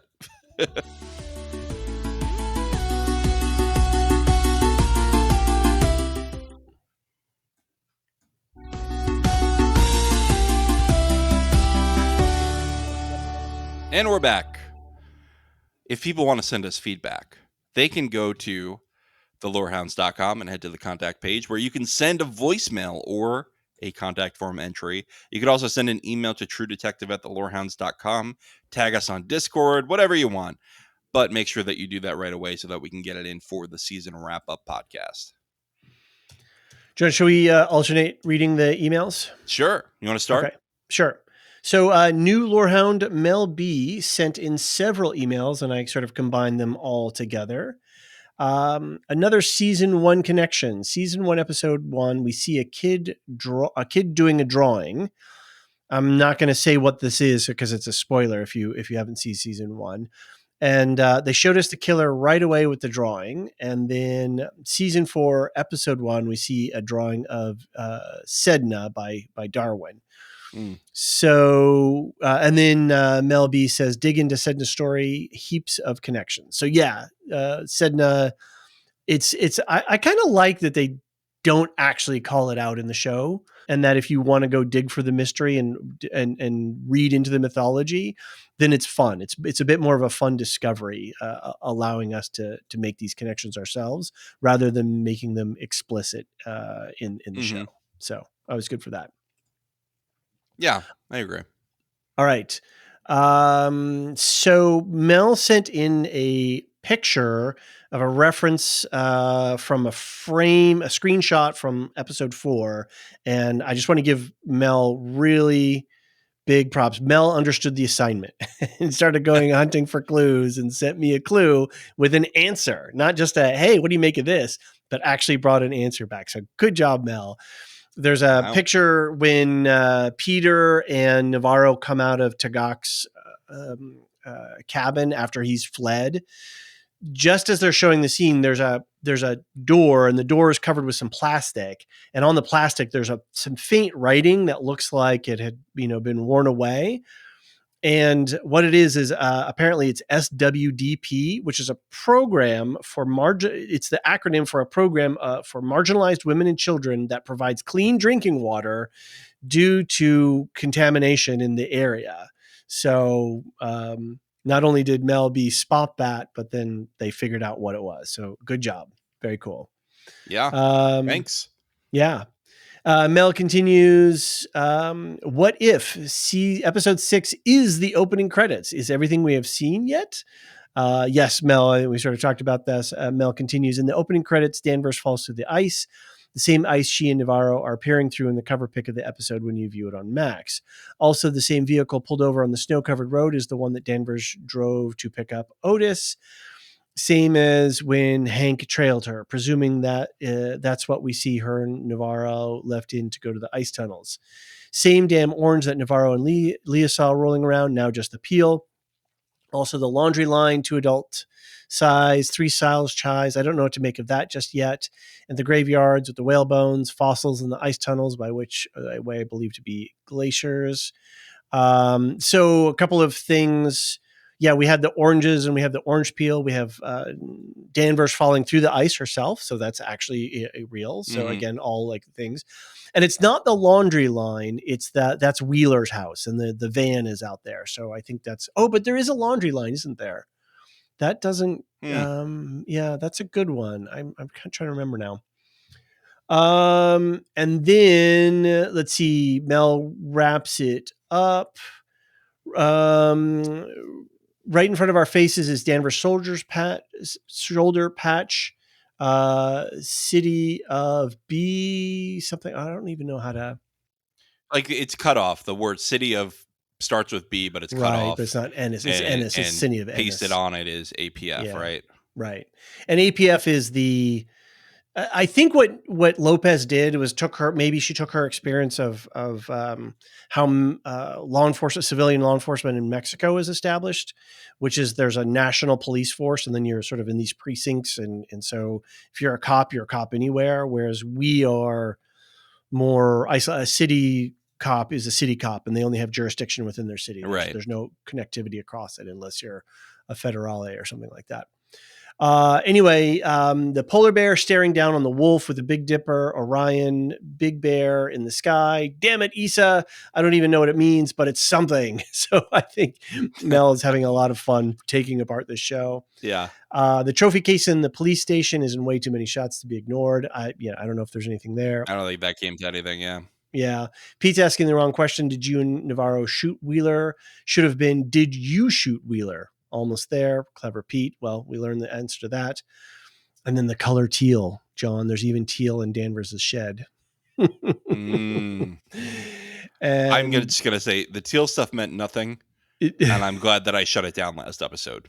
I think it's sort of in the semiotic metaphorical realm. I think it has you have to go into color theory and the mysticism of the color teal. So. All right, Mel, thanks for your email. Mysticism of the color teal. Did you just use those words at me? All right. I hope, Mel, definitely looking forward to hearing your thoughts and write in about more color teal in the episode.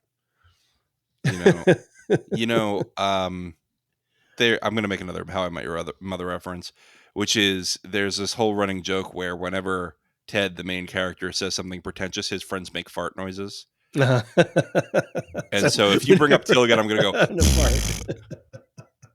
That's going to be my response. I love it. Al Chalant says, tried to come up with an encompassing theory that explains the most details. lines up and knocks down most of the pieces. Time to swing for the fences before it's all over, or we get too many clues from episode 5. Boy, Al, you swung. I read a little bit into this already, and it's definitely something. Annie K falls through the ice, impaled by dinosaur whale bones. Already coming in hot. Annie... all of the theories have been great. Like, it's really been funny to sit where we're sitting and then like hear all the theories. But the whale and we bones would have been really making the same, right? We would have been doing the same. Yeah, that was a good one. That's a good one. Annie is patient 0 for an ancient microorganism. Be nice to Al. No, I love Al's theory. I love that. No, me too. It's fun. Would we have liked it better if it was this? I don't know. Yeah, I don't know. It's cool. It's innovative. Annie is patient 0 for an ancient microorganism that the scientists are studying. The microorganism has side effects, insanity-haunting hallucinations. When Clark tells Lund about Annie's accident, they retrieve the body and take her tongue to study the microorganism, dumping the body at the edge of the village. The haunting is from proximity/length of time around who's infected. So Navarro found her body and was infected. The tongue thing, I really did have background thoughts that the tongue was going to be involved in some scientific research with the, like Clark kept it and used the microorganism to like preserve her tongue as the last, memento of her. It did seem well preserved, didn't it? Very well preserved. Yeah. Yeah. Listen, Al Salon, we're laughing because dinosaur whale bones it tickled us, but like it's not that far fetched with what the season has given us. Right. This whole thing. It's true. I just don't. Can I ask you though? I hope you write in again, Al. Where did you get dinosaur whale bones from? That's such a specific thing. What do you mean? That's what Bryce said. Oh, okay. Yeah. Is it? Yeah. Mm-hmm. We talked about it. Okay. You're right. You're right. Okay. All right. It's more plausible now. So Navarro found her body and was infected. Navarro's closest kin, Jules, gets infected, and slowly goes crazy and suicides after moving to Alaska. Navarro's former partner, Liz, has to use a white noise machine to suppress the spookies, and they are starting to come back after they start working together again. Navarro has been dealing with the infection/haunting for years. Annie infected Clark.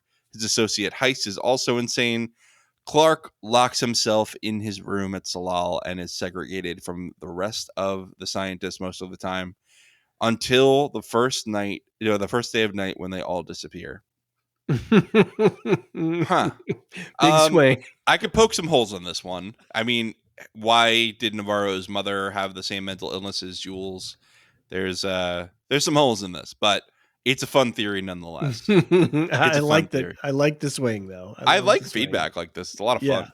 It is. Thanks, Al Shalan. I hope you're right next week. I want to hear what you thought of the season. Definitely. Yeah. M. Wolf by email says, "Gentlemen, until episode 5." I like that. Starting with gentlemen. Gentlemen. Yeah. I stand at attention. Right? Croissant. It's getting late. Until episode 5, I was swooning over the brilliance of an intense final battle in the mines. Like The Descent, all claustrophobic and dark, what better setting could you dream up? Just imagine all that built-in palpable tension. Even as tough as Navarro is, I bet you could sharpen a pencil in her keister. Now, however, it appears it will happen in the ice caves instead. A mine is a terrible thing to waste. And they call it a mine. Oh, you know what? It's funny. Zencastr, the platform we use, usually stocks the sound. Oh, right. But I delete it because otherwise I accidentally click it. And I wish I didn't delete it now. That would have been fun there. Speaking of loving the show, True Detective Season 4, despite its flaws, is a page-turner. It bums me that Issa Lopez is getting trolled. Agreed. I think overall the season was very good. It's getting, I think, what was it, like episode 4, episode 5 is like had broken some new record, and the season overall has eclipsed season 1. Yeah. So yeah, strong numbers. And I don't doubt the fact that Jodie Foster, people are talking about, Jodie Foster is in this detective mystery thing that's pretty good. It's really interesting. Mm-hmm. And so people are checking it out because Jodie Foster on Well, yeah, television. You know, I was telling my wife about the show, and she's like, "Oh, Jodie Foster's in it." yeah, People light up to that. yeah, for Yeah, sure. And there are no critical flaws in these. A lot of what we're talking about are nitpicks or little disjointed things, but functionally the show is not. There's nothing that's not. You know what I'm saying? There's no critical flaws in it at all. yeah, yeah. So I think overall a very successful season. It had its issues, as I pointed out with my hatred of the last scene, but I think overall it was a very good show that I would recommend to people. Even now, seeing it start to finish, yeah, it's a watch. It's a green light. You should watch this. Anyway, continues. I'm sure you guys are the only people that have heard more harebrained theories than I have. see previous feedback above. And I stopped trying to figure it out when Annie K was in the caves filming herself. Sigh, millennials. No. Shut that down. That's straight Zoomer behavior. I'm not taking responsibility for that.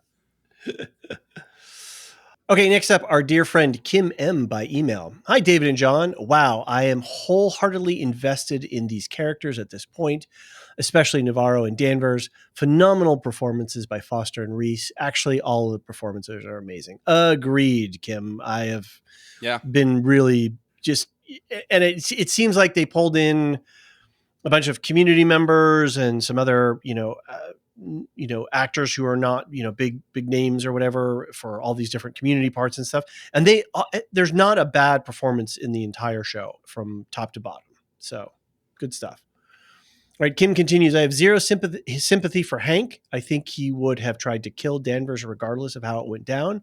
He has a lot in common with Roy Tillman from Fargo, just a different version of toxic masculinity mixed with violent tendencies. These violent tendencies have. What is that line Violent from delights Westworld? have violent Yeah. ends. But I kind of disagree with that. I think that Hank is not inherently violent. I think he's really pathetic and toxically masculine. But it's prideful. But I don't think he has an inherent violent streak. He even fights back. Like, I don't want to kill somebody. I don't do that. That's not part of my thing. I'm corrupt, but I'm not a murderer. Yeah, that was he kind of got pushed into and he didn't know how to I think he didn't kind of not know how to handle after he shot Heiss. He kind of shot him out of reflex. Right. What would he? That's a really interesting question. Like, what was going to go down if Peter hadn't been there? Like, how would that have all worked out? He would have. He would have killed Danvers for sure. Yeah, and then had to stage the reverse of what they did to him. Right, exactly. Like a similar situation, right? Yeah. Well, she had him at her house shooting up heroin. She got really mad. He was shooting heroin and right. Lost it, but the bullet ricocheted. All right. The Kim continues. I like that most of their living and working spaces seem highly cluttered with stacks of food, water, supplies, and papers everywhere. There isn't an empty shelf or corner in sight. Do they do that because they have to keep more supplies on hand due to their location and weather? Do they have smaller houses in general, so not much storage space? Or is it more cultural and more indicative of small northern fishing villages? It is, yes. You stock up. You don't have a lot of space. The construction styles are from the lower 48s grafted into other places. And so, yeah, you just that's the way it ends up. And I think it's an absolutely spot on detail that the production team of the show created that feeling. So you really feel like you're in this kind of situation on the edge of civilization.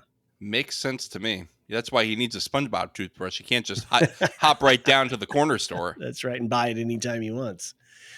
Clutter and messy houses are omnipresent in all of our lives, and though it may seem trivial aspect to their lives, I believe it adds a depth to the story overall and makes the characters more relatable. It also makes me pause a lot and look at this at all the stuff. It feels voyeuristic, like I'm secretly going through their things. Yeah, that's cool. That's a good point.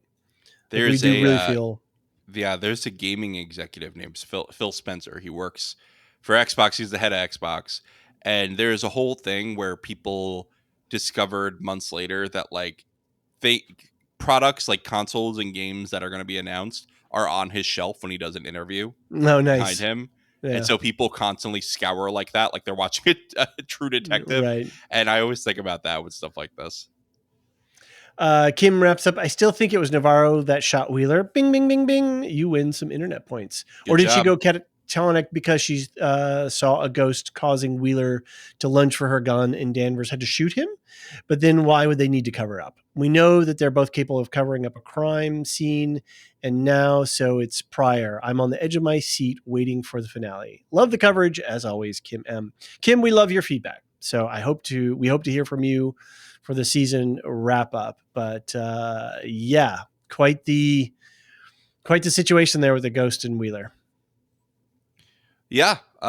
Thanks for writing in, Kim. Really, really, of course, enjoy your feedback and hope we'll see you on the season finale, the season wrap.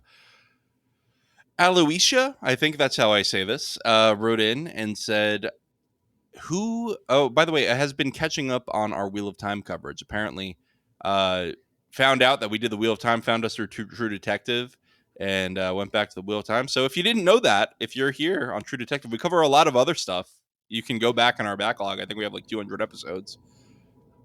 Yeah, I love that. He said like they're in my inbox. It was just like boom, boom, boom, boom, boom, boom, boom.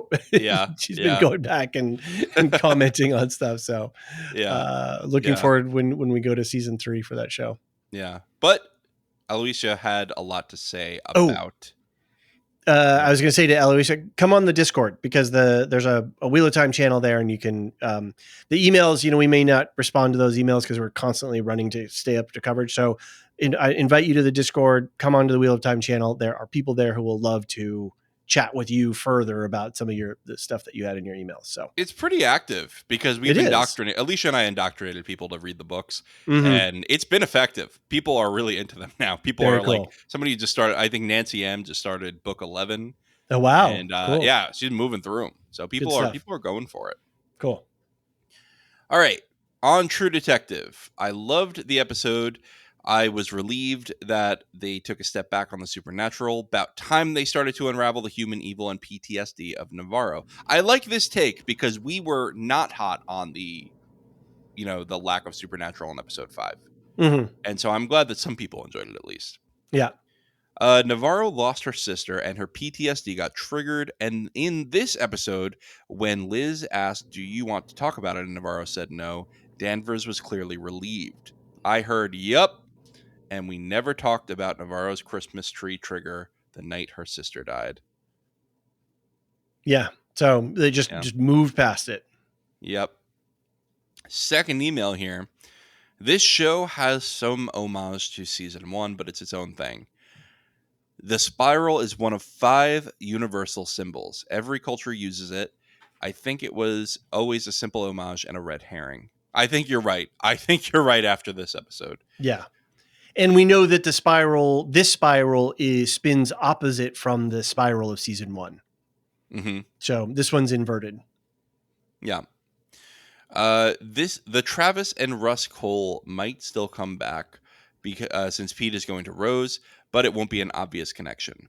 That may be the only supernatural or spiritual thing left unexplained. Oh, that's pretty unexplained.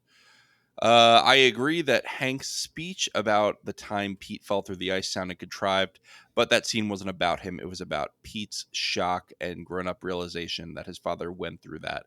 Yeah, I gotta say, now that we saw the way they used it eventually, I'm glad that they had that scene. I think they could have delivered it a little better, but or maybe even like had Pete tell the story to Rose. I don't know. Pete, the adult who has a son, realized the story isn't some random story about an Alaskan kid who went under the ice. It was a different story. It was about a father's terror about almost losing his son. Pete goes from that to the next realization that his dad broke into his computer to steal evidence about Liz. This man is corrupt. Yep.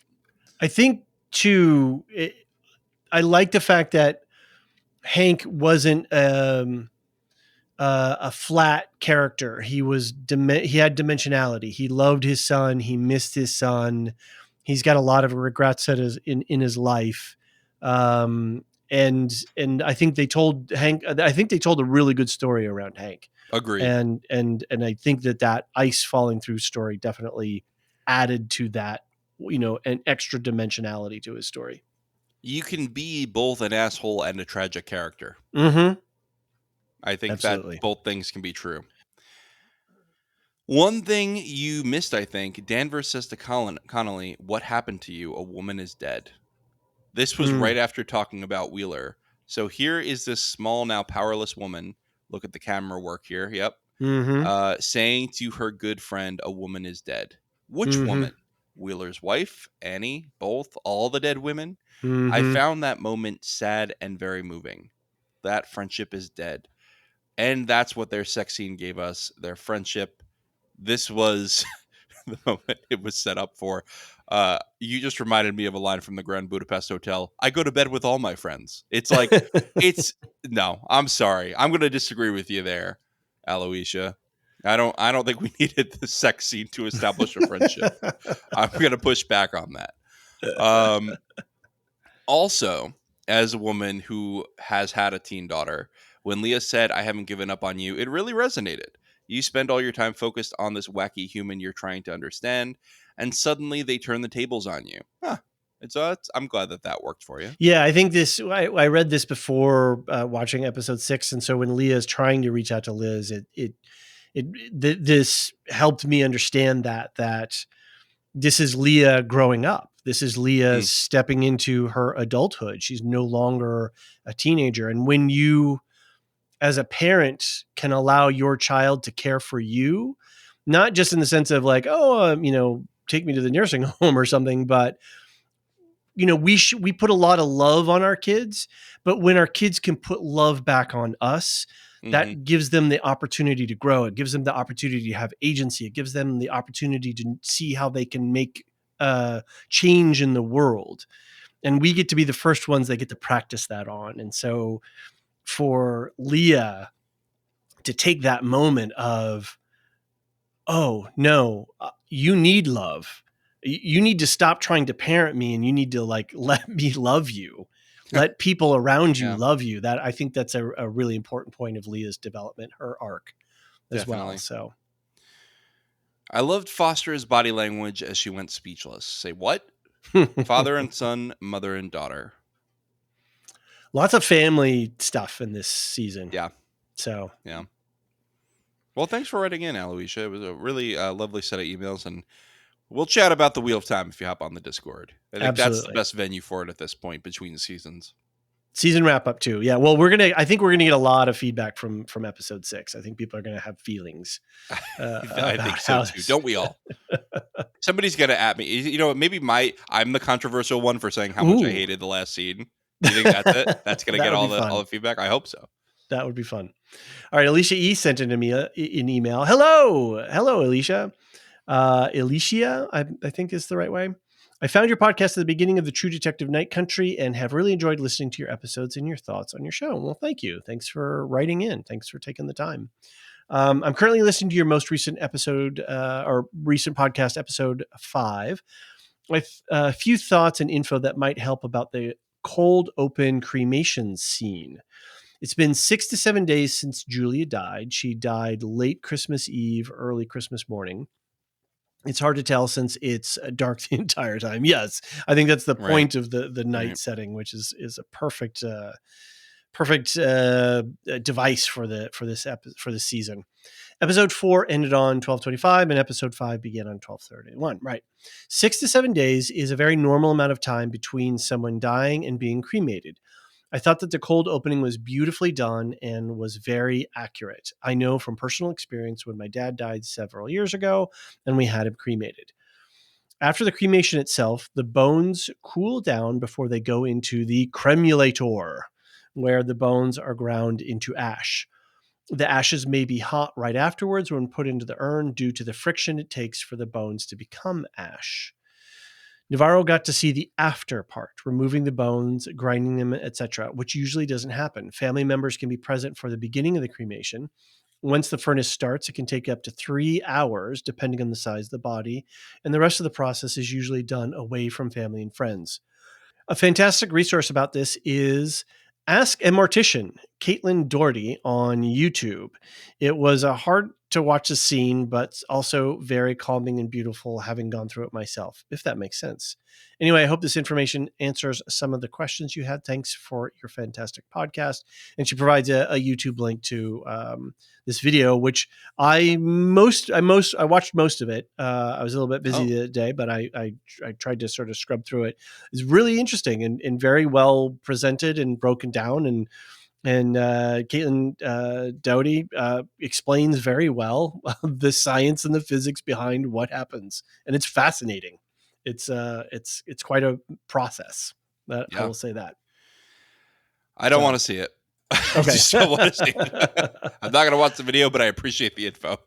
And I love this whole season has been talking about life and death and transitions. And so I was really, it was a bit of a head scratcher for me when I first saw it, but I think in the totality, it's a really beautiful scene. And I think it just adds a lot to this conversation about life and death that the whole show is dealing with. Yeah, I think so too. Oh, thanks for writing in. Matt E's going to close us out now. Matt E says, great coverage of True Detective. I'm a bit behind binging one episode and one podcast a day. I mean, that's a solid binge. I mean, especially with our podcast lengths. We're over 2 hours already. One thing I think John in particular has missed, at least for episode 2, is what True Detective seasons are about. In a way, like Liz says, ask the right question. I'm missing the questions.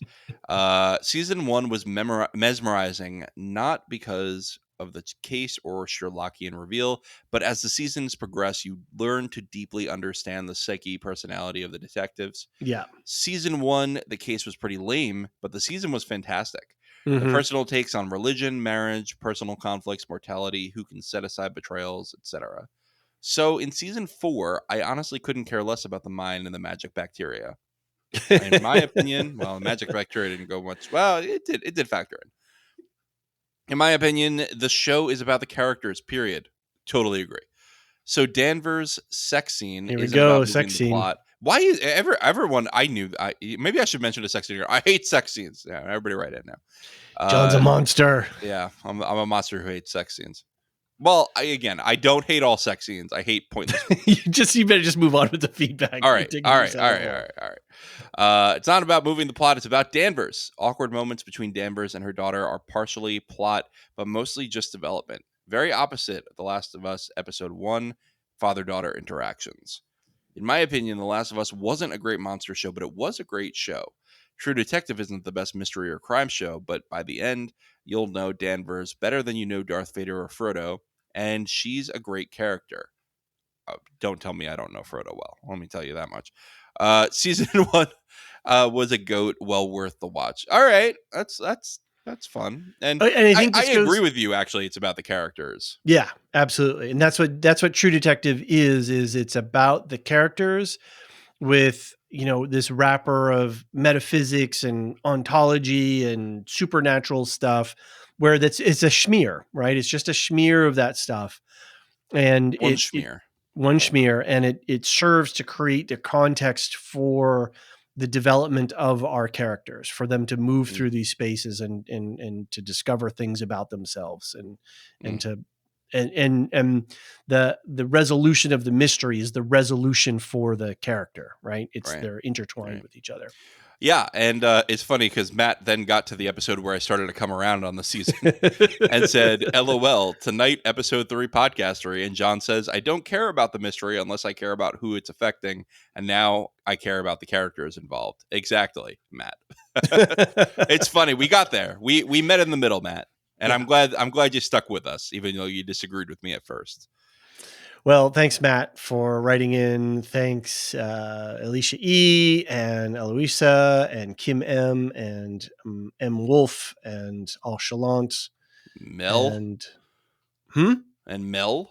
And Mel B. And we hope to hear from you all and many more for the season wrap up.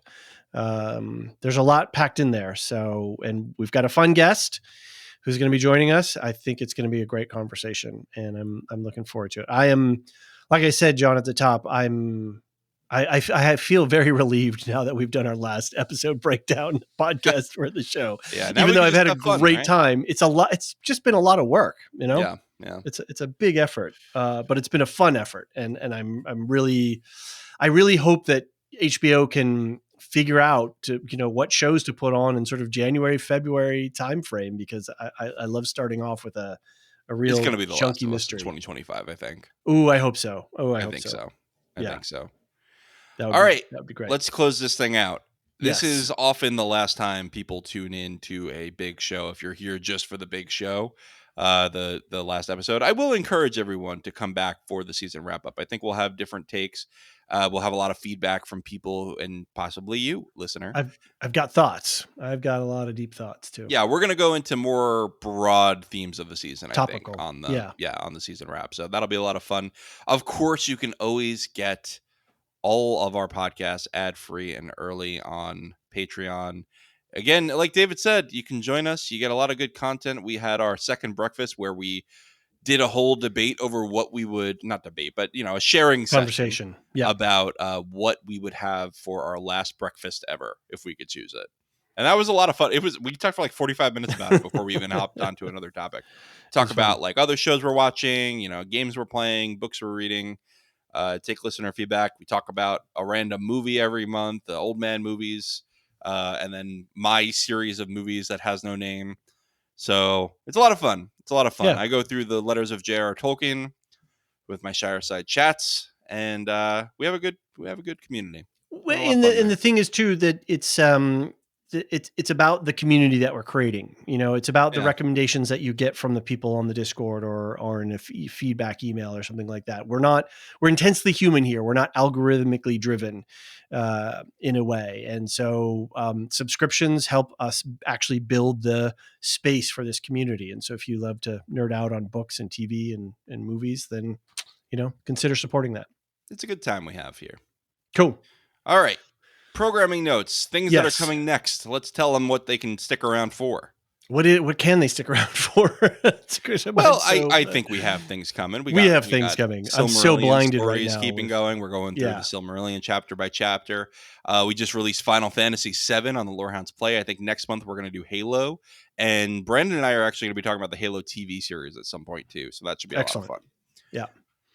We've got Star Wars movies coming up that we're going to talk about. We're talking about A New Hope next. You could already catch our coverage on the first 8 movies. That's our Star Wars Film Festival. We're watching them all in order. Yep. Yeah. We're reading the Earthsea book by Ursula K. Le Guin. The book we're going to be reading actually the 5th book. Yep. The Other Wind. So we're going to record that next week with Marilyn. So that'll be out in a couple of weeks. Brandon and I are going to do Masters of the Air once that show is over. I'm hoping we're going to get some Mr. and Mrs. Smith coverage in as well. I know. I got to fit it in with all the other stuff I got to watch. Yeah, it's crazy. Yeah, and by the way, if you're just here for the big week by week coverage, which I get that. I've been there with podcasts. We will be doing things like House of the Dragon, Rings of Power, The Boys, The Acolyte, Severance. We'll do with Anthony and Steve, our affiliates, once that comes out. Got plenty of good stuff coming this year. So keep an eye on our feed, even if you're not with us on the little stuff. Yeah, exactly. All right. Okay. Anything about our affiliates? They're both on hiatus right now, but they'll be back.